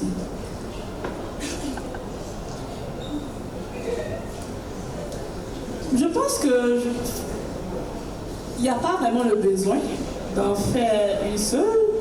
Voilà, il y a beaucoup de problématiques, donc du coup c'est à chacun de peut-être de définir sur, bon, on choisit une problématique et puis on développe une solution pour cette problématique-là. Maintenant, si tu veux parler en termes de collaboration, là ça passe parce qu'il faut beaucoup collaborer sur le marché africain et c'est ce qui manque. Ça passe parce qu'on voit qu'il y a beaucoup de choses qui se développent à côté, passer par là. C'est un peu dommage de pouvoir développer une solution from scratch, c'est-à-dire de zéro, quoi. Alors que si peut-être que l'entreprise Y a peut-être fait NLP, c'est Language Processing, Language Processing. Si l'entreprise a peut-être, disons, développé un système qui parle une langue locale telle que le baoulé, je n'ai pas forcément besoin de refaire encore le baoulé. Je peux développer dessus puis ajouter peut-être le BT. Ça, c'est une forme de collaboration. Ça peut passer. Maintenant, je ne sais pas si c'est d'autres types de collaboration dont tu parles, mais pour cette partie-là, c'est vraiment ce qu'on recherche, qu'il y ait des collaborations au niveau du marché africain et puis qu'on avance plus rapidement. Et voilà, le reste, je choisis une des problématiques et puis je résous cette problématique-là. Donc, voilà. D'accord, merci Charlotte. Je pense qu'il y a monsieur qui veut intervenir par rapport à la préoccupation de notre jeune frère. Bonjour, je suis monsieur Lassissi, professeur dans l'établissement Fort Épopée. Ce que je voudrais dire par rapport à sa question, est-ce qu'il est vraiment utile d'associer toutes les IA? D'abord, ça va coûter, ça va être cher pour développer. Et deuxièmement, plus on les utilise pour une tâche spécifique. J'envoie une IA vraiment hyper intelligente, elle va utiliser qu'une seule intelligence. Le reste n'est plus utile pour elle par rapport à la tâche. Donc, en la réalité, je pense que ce n'est pas utile vraiment de développer une telle IA. Donc, c'est ce que je voudrais apporter comme contribution. Merci. Merci. Donc, il y a une question ici. Bonjour, je suis Aubert Rameau, étudiant en lettres à l'université Félix Tshisekedi de Bogota. La première question que j'avais posée, j'avais demandé si j'étais une intelligence artificielle. Aujourd'hui, on sait que l'intelligence artificielle est un champ interdisciplinaire qui se retrouve dans plusieurs domaines, notamment dans la littérature. On retrouve qu'il y a des robots, des algorithmes qui écrivent des poèmes, même des algorithmes qui écrivent des romans. Tout récemment, il y a un dernier ouvrage, qui est sorti d'un écrivain français qui s'appelle Georges Dombrowski, qui est Intel, qui était coécrit par l'algorithme. Et ma question se justifie, je veux savoir quelle sera la conduction de l'écrivain à l'ère de l'intelligence artificielle. Et la deuxième question, est-ce que nous ne sommes pas dans une concurrence? Que sera l'utilité même de l'IA même lorsqu'on sait qu'il y a déjà un écrivain qui écrit un livre qui a du succès et l'IA encore vient à rajouter? Deux questions. Ok, je pense que la littérature, à la base, on aime lire parce que déjà, quand tu écris, tu partages quelque chose de toi-même. Donc, c'est une identité que tu as. Et si je prends un livre d'Isaïe Bitton, par exemple, je peux m'identifier parce que je connais l'identité de l'écrivain. Bon, donc, il n'y a pas de comparaison. Si tu prends un livre qui a été écrit par... On prend 10 livres qui ont été écrits par un algorithme, ça ne change rien parce que si moi, l'écrivain, Isaïe Bitton, je reste toujours avec l'identité que j'ai.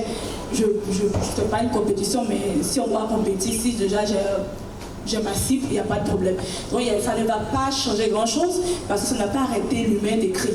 L'écrivain aujourd'hui, il écrit parce qu'il est passionné, parce qu'il a un talent en fait. Donc ça ne va pas changer.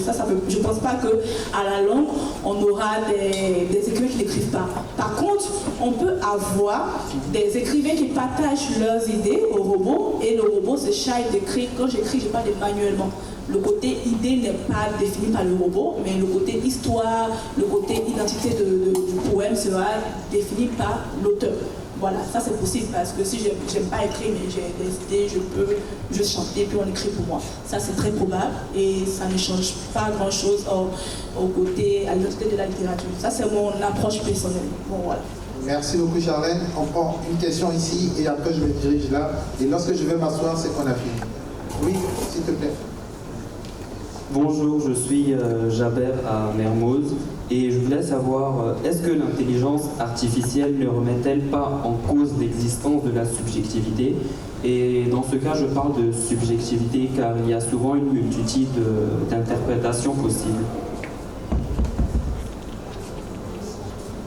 Je peux reprendre la question, je parle d'interprétation et de subjectivité.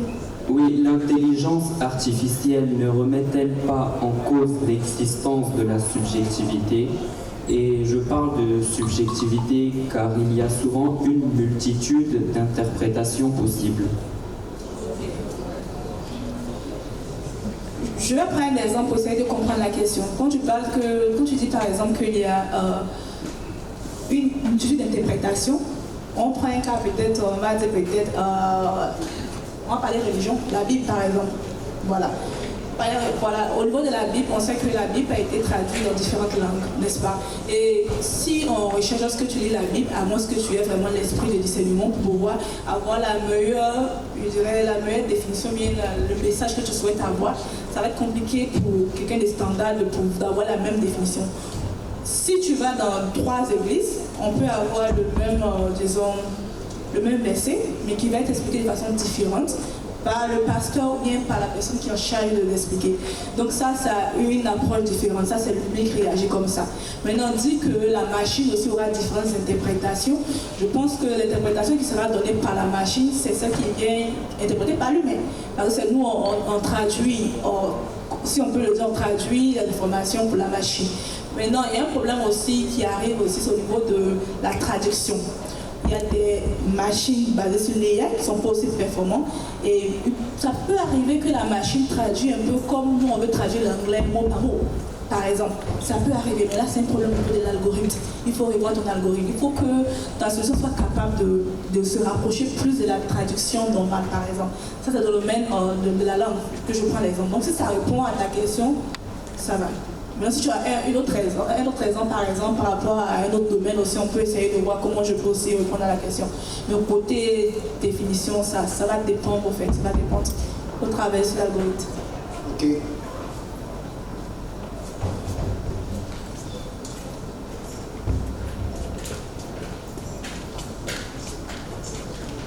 Bonjour, je m'appelle Chico Valou, je suis donc au lycée Blaise Pascal. Et j'aurais une question parce qu'il y a quelques semaines, j'ai rencontré un chercheur dans l'IA qui est donc basé en France. Et donc selon lui, étant donné que l'homme étant le l'homme, l'IA serait une espèce qui est créée, donc qui possiblement remplacerait l'homme et l'humanité, mais c'est une question à laquelle vous avez majoritairement répondu. Maintenant, il m'a aussi avancé que l'IA serait munie d'une conscience et serait constituée de matière organique. Donc j'aimerais, s'il vous plaît, est-ce que vous pourriez commenter ces affirmations ? C'est possible vu que c'est la recherche en fait. Voilà, les chercheurs ils font la recherche et tout. Comme j'ai dit, il y a des robots qu'on appelle humanoid, something like that. Donc, voilà. Et ces robots-là, vraiment, ont une texture. C'est pas forcément la chair humaine, mais une texture puis physique plus humaine. Et lorsque vous allez rencontrer ces robots-là, vous allez voir effectivement que le robot a un visage. C'est pas le robot électronique comme on connaît, mais un visage, voilà. Ça se fait, ça se travaille. Je connais une entreprise même qui est focalisée là-dessus. Et il y a récemment, une entreprise africaine aussi a développé le premier robot un peu humain, type humain, qui est noir. Voilà, qui est noir. Et Au niveau de la conscience, comme j'ai dit, c'est ce que les chercheurs essayent de faire. Ils essayent de pousser la curiosité. Donc venant d'un chercheur, c'est quelque chose de très normal, parce qu'un chercheur, il recherche. Donc actuellement, quand on parle de super intelligent, on recherche la conscience où le robot va pouvoir mieux réagir que l'humain, plus intelligent que l'humain, voilà, plus autonome que l'humain. Et ça, c'est super AI. Et je n'ai pas d'exemple pratique maintenant pour dire bon ça existe ou pas parce que j'en ai jamais vu, mais comparé au général AI qui est aussi très très avancé, on sait qui développe, qu'est-ce qui se passe. Là on peut se dire bon Google est en train de faire ci, OpenAI est en train de faire ci, mais pour l'autre côté conscience c'est encore dans la recherche. C'est encore dans la recherche. Donc c'est normal que le chercheur te dise ça. C'est la question. Parce que c'est mon point de vue à moi, c'est normal qu'il y ait de la recherche là-dessus parce que c'est l'objectif aussi. Merci. Un chercheur qui cherche ou bien un chercheur qui trouve je pense que, tonton Syria, je pense que je n'ai pas répondu à sa question. Tu n'as pas... Voilà, elle essaye de formuler. Non, mais ça va, vous êtes en train de faire cours pratique d'IA. Vous voulez vous nourrir l'un de l'autre. Alors moi, 5 questions encore. Après, on peut se parler aussi. Non, et après, puis, vous pouvez vous parler. Aussi, voilà. Il y a encore 5 questions. Et il me reste 9 minutes, donc je ne sais même pas comment je vais gérer ça. Donc, 1, 2, 3, 4, 5. Maintenant, il y a 5 questions. 30 secondes, on va s'occuper. Allez-y. Donc bonjour, je suis Garcia Manuela au lycée français Blaise Pascal et je voulais savoir si, selon vous et votre expérience, il y aurait un avenir dans ce secteur-là et est-ce que les jeunes sont intéressés de ce que vous voyez dans ce secteur-là? Avant de répondre, je vais lui poser la dernière question. Est-ce que vous-même vous êtes intéressé parce que vous avez entendu? Je ne suis pas spécialement intéressée en général, mais j'ai trouvé la conférence très intéressante. Ça s'applaudit s'il vous plaît.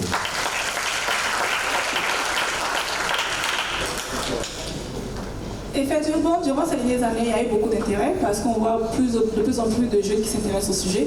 Et c'est un domaine qui est très prometteur, c'est-à-dire aujourd'hui, quand on n'a pas forcément assez d'experts dans le domaine, donc du coup ça donne une opportunité. C'est des domaines qui sont très bien payés. Voilà, les métiers sont très bien payés. Comparé à tout ce qui est standard, si tu aimes l'argent, tu vois.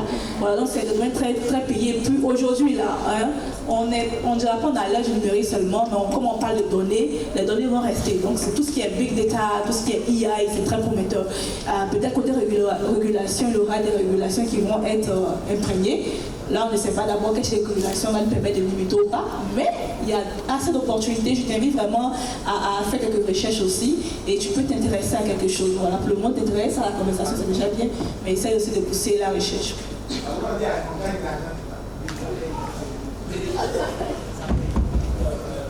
Madame, je voulais aussi savoir, par exemple, on sait que les services de renseignement américains comme la CIA ou le FBI, ils utilisent beaucoup l'intelligence artificielle. Du coup, est-ce que les gouvernements, par exemple en Afrique, vous ont déjà contacté, donc par exemple pour mettre l'intelligence artificielle pour la sécurité de leur pays?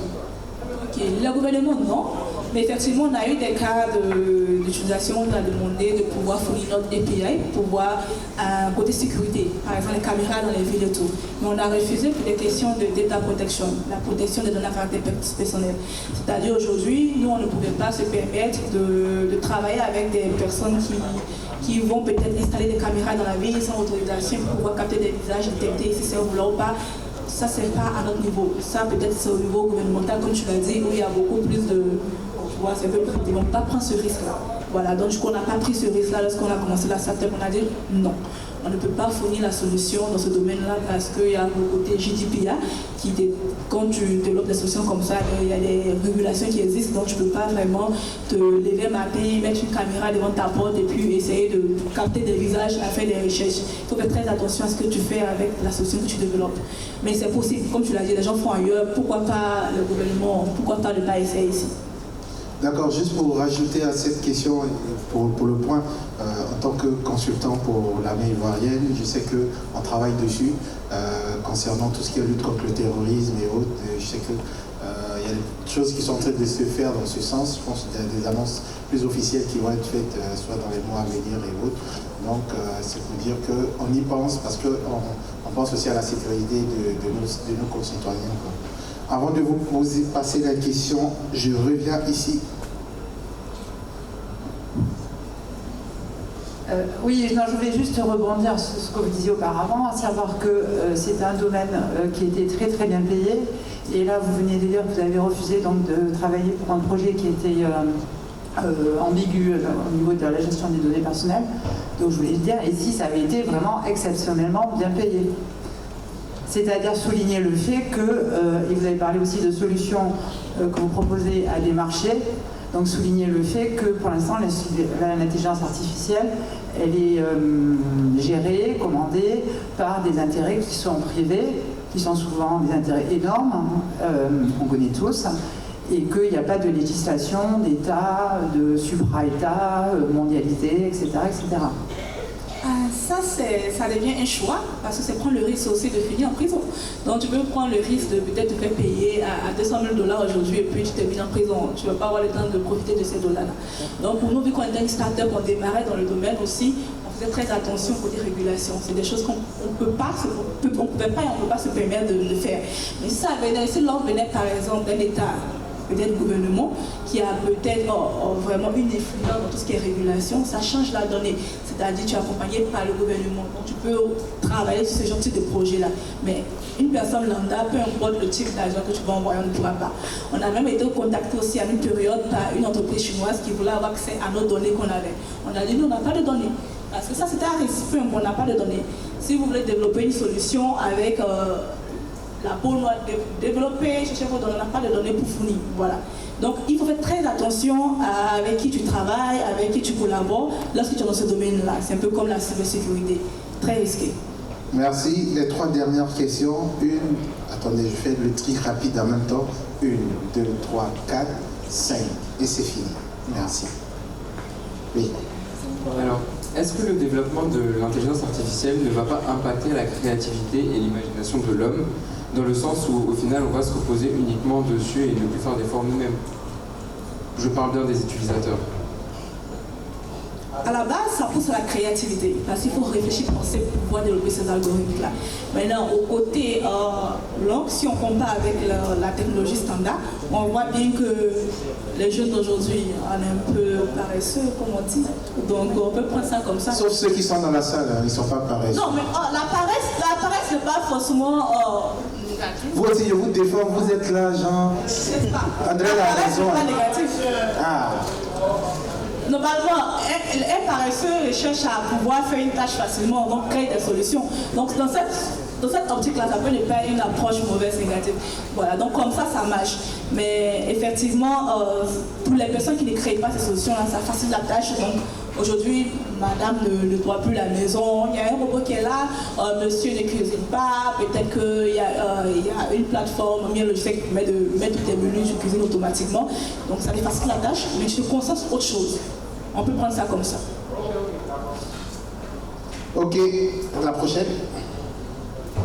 Ma question c'était, est-ce qu'on peut garantir la privacité des données que les intelligences artificielles récoltent, surtout celles utilisées au quotidien? Par exemple, est-ce que votre intelligence artificielle, les données que vous récoltez sur le visage des gens, est-ce que vous garantissez que toutes les données vont rester secrètes et ne seront pas partagées au quotidien?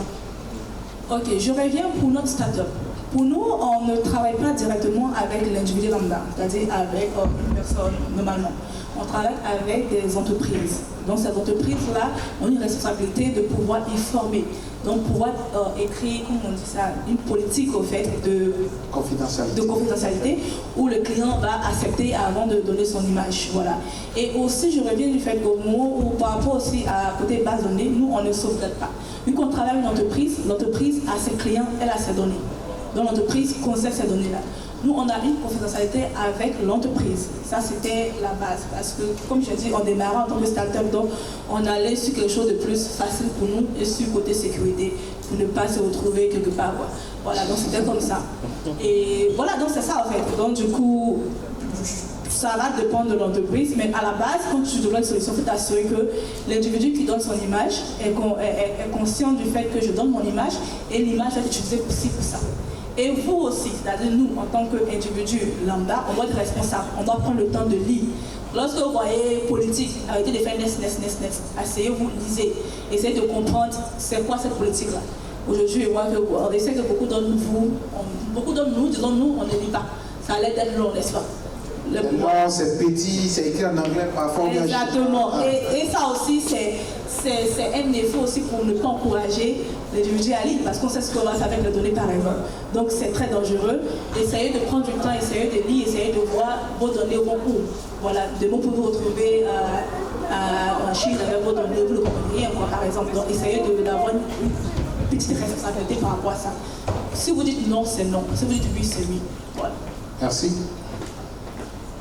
Bonjour, je voulais savoir si, avec le changement de couleur de peau et la chirurgie, etc., est-ce que la reconnaissance faciale serait-elle capable de reconnaître une personne avec des traits qui sont restés intacts? Et je voudrais aussi travailler dans l'intelligence artificielle et je voudrais savoir si vos algorithmes, vous utilisez Python et du JavaScript. Première question. Nous, on ne fait pas les détections de peau. C'était la question du visage et puis par rapport à la reconnaissance faciale. Donc si tu es noir, tu es clair, peu importe la couleur de ta peau, on peut facilement te reconnaître. Si tu travailles avec une entreprise qui est focalisée sur le côté détection de couleur de peau, la solution va te dire, bon, cette couleur c'est noir, cette couleur c'est bleu. Donc là, elle peut prendre en compte le changement de la peau. Mais nous, on se focalise sur les traits du visage et aussi, comme on dit, la reconnaissance de ce visage-là. La deuxième question, c'était par rapport à quoi? Par rapport... Elle est intéressée, elle demande si vous utilisez Python et tout votre langage bizarre. Ok, je ne dirais pas qu'on utilise JavaScript, on utilise Python, parce que vu que nous, on a développé un API, donc normalement, on utilise Python Flask. Mais ça, c'est technique, donc je ne vois pas l'intérêt aussi, mais on utilise aussi beaucoup de... Normalement, toutes ces technologies-là, ce n'est pas forcément juste Python. Il y a des régressions, il y a beaucoup d'algorithmes derrière. Donc, il faut essayer de voir ça aussi. Donc, ça serait un peu médiocre de ma part de dire qu'on utilise Python. Voilà, c'est trop vaste. Voilà, donc il y a des algorithmes qu'on utilise effectivement et on peut travailler avec différents algorithmes du moment qu'on obtient le outcome, ce qu'on recherche. Voilà. Ok, c'est à vous. Bonjour, je suis Goïta Massiami, élève du lycée international Jean Mermoz, et ma question portait sur l'avenir des relations sociales. D'abord, si je ne me trompe pas, au début de la conférence, il y avait une personne qui avait affirmé qu'il lui arrivait de discuter avec son téléphone, au point même de rigoler. Et donc je me demandais si, à ce stade, le fait qu'une personne puisse se lier d'amitié, voire d'affection, avec l'intelligence artificielle ne serait pas problématique, voire dangereux pour la création des liens sociaux. Merci d'avoir plus de sens sur ta vie. Il est là-bas, il est assis, on parle, il le reconnaît.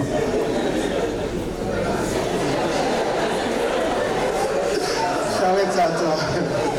Peux-tu reformuler la question pour moi? Non, elle demandait, quand on prend le cas de notre cher ami, il a dit, quand il parlait de son expérience par rapport à l'utilisation de l'IA, il a dit qu'il parlait avec son téléphone au point de rigoler avec son... Au point quand tu le rencontres, si tu peux lui demander, mais tu es en train de causer avec qui, et puis il va te dire, il est en train de discuter avec son IA en fait. Donc est-ce que ça ne détruit pas tout ce qui est liens sociaux et... Je dirais comme toute technologie, les réseaux sociaux nous limitent un peu pour tout ce qui est à voir, bon, ce qu'on a aujourd'hui, même tu t'assois à la maison, c'est rare que tu parles à papa, maman, n'est-ce pas? Tu es sur ton téléphone, c'est quelque chose qui est déjà dans notre société. Aujourd'hui, les jeunes sont plus focalisés sur le portable que peut-être sur le côté physique, sur le côté humain.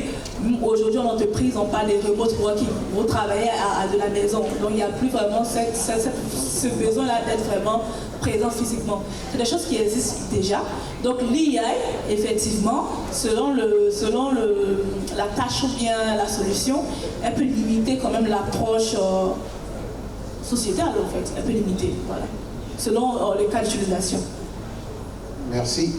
Avant-dernière question, je l'ai fait emmener ici parce que quand je repars comme ça, je remonte sur la scène, c'est lui qui va poser la toute dernière question de la journée de cette conférence. Donc, tout le poids de la salle est sur lui.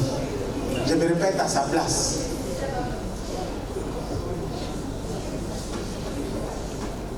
Bonjour madame. Je me nomme Esmel, étudiant au sein du CELIA. Bon, ma question est la suivante. est-ce que pour un monde révolutionnel, il existe une différence ou une combinaison entre la technologie 3D et aussi la technologie de l'IA? Ce qui est très beau et très bien dans le domaine de la technologie, c'est qu'on peut associer différentes technologies ensemble pour donner quelque chose d'utile, comme je disais au départ. Donc si peut-être que, par exemple, au niveau de la reconnaissance faciale, on se rend compte qu'on veut essayer de reconnaître des personnes qui sont en mouvement. Donc on peut faire une transformation 3D d'abord et puis passer dans la reconnaissance faciale. Donc il y a différentes technologies qui peuvent être mises ensemble pour donner ce qu'on recherche. Et c'est pour ça que je dis tout le temps qu'il faudrait vraiment être open. Lorsqu'on parle de IA, c'est pas seulement que disons, IA. Non, IA s'applique avec différentes technologies. Vous connaissez l'IoT, non? Internet des objets, par exemple. Voilà. Les détecteurs de sol, tout ça, on peut mettre l'IA à l'intérieur et puis travailler avec. Donc c'est des technologies qui se mettent ensemble et qui donnent ce qu'on veut. Et ça serait un peu dommage souvent de dire bon je travaille sur non, souvent aussi il faut être open pour pouvoir mettre différentes technologies ensemble et trouver ce qu'on veut. Le plus important c'est que ta solution réponde à un besoin et puis que ce soit apprécié. Merci. Dernière question. Le nom Franck-André. Ah, tonton, il faut parler fort. Toute la salle est sur toi. Le nom Franck-André, élève à Fred Épopée. J'aimerais revenir sur les dangers. Est-ce que l'IA, à l'allure où on va, aura dans peut-être 10 ans ou 100 ans un impact sur la société? Si aura un impact sur la société, là où on est, on voit déjà que dans un... Applaudissez s'il vous plaît. On y va la force, on y va la force, on y va la force. On voit déjà que dans un supermarché, on peut déjà payer avec juste Face ID, si je peux le dire ainsi. Et à l'allure où on va, est-ce que c'est sûr qu'on pourra continuer comme ça? Merci beaucoup. Très bonne question. C'est sûr que l'IA aura un impact positif et négatif sur la société. Maintenant, à chacun de voir où on se positionne. Si on est acteur de tout ce qui est positif, si on est acteur de la négativité aussi, on se positionne dans ce sens-là. Mais c'est clair que l'IA aura un impact positif et négatif. Ok. Nous allons prendre le mot de la fin de Charlotte. Et juste après, avec la permission de tous ceux qui sont dans la salle, on va faire une photo de famille. Ça serait intéressant d'immortaliser cela. Et après, on va dire au revoir à tout le monde. Charlotte, le mot de la fin. Mon mot, c'est simple. N'ayez pas peur de technologie, des IA. Ce sont des gros mots, ce sont des thèmes qui font peur. Mais derrière, c'est pas ça. Derrière, c'est des personnes qui sont formées, qui ont appris et qui développent ces solutions-là. Donc, ça veut dire que quiconque il y a une personne qui est là, qui se dit, bon, je veux travailler dans ce domaine-là, c'est possible à 100%, il n'y a pas de limite. Moi, je ne suis pas à la guise d'Albert Einstein, n'est-ce pas? Aujourd'hui, je travaille avec des entreprises, je résous des problèmes qui utilisent la connaissance faciale et l'intelligence artificielle.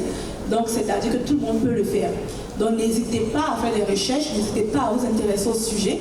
Et Facebook, c'est pas seulement ça, quoi. C'est pas Facebook, c'est pas Instagram, il y a plus. Donc, essayez d'aller au-delà de ça, essayez de faire des recherches et puis vous allez trouver quelque chose qui vous correspond. Vous posez du travail par rapport à ça. Tout est une histoire d'apprentissage. Il faut apprendre, n'ayez pas peur d'apprendre. Et j'espère vraiment qu'on va se rencontrer ailleurs, peut-être dans le même domaine. Hein. On va travailler ensemble peut-être à la longue. Donc, je vous attends dans le domaine, peut-être les bienvenus. Et puis, bonne continuation à tous. On vous retrouve tous. Si vous voulez vous contacter, vous retrouvez. On me retrouve vous savez peut-être les réseaux sociaux, je suis sur LinkedIn, je suis sur Instagram, donc c'est les deux réseaux sociaux. Instagram, le nom c'est Charlotte Désir. C'est en un seul mot, bien il y a un point au milieu. Il y a un tiret. Un tiret, Charlotte Désir sur Instagram. Normalement, il n'y a pas beaucoup de Charlotte, donc ça doit être moi. Voilà. Et puis sur LinkedIn, c'est Charlotte Désir Inguessan. Charlotte Désir Inguessan sur LinkedIn. Donc n'hésitez pas à la recontacter si vous avez des questions, si vous voulez en apprendre un peu plus. Et merci. Est-ce qu'on peut l'ovationner s'il vous plaît?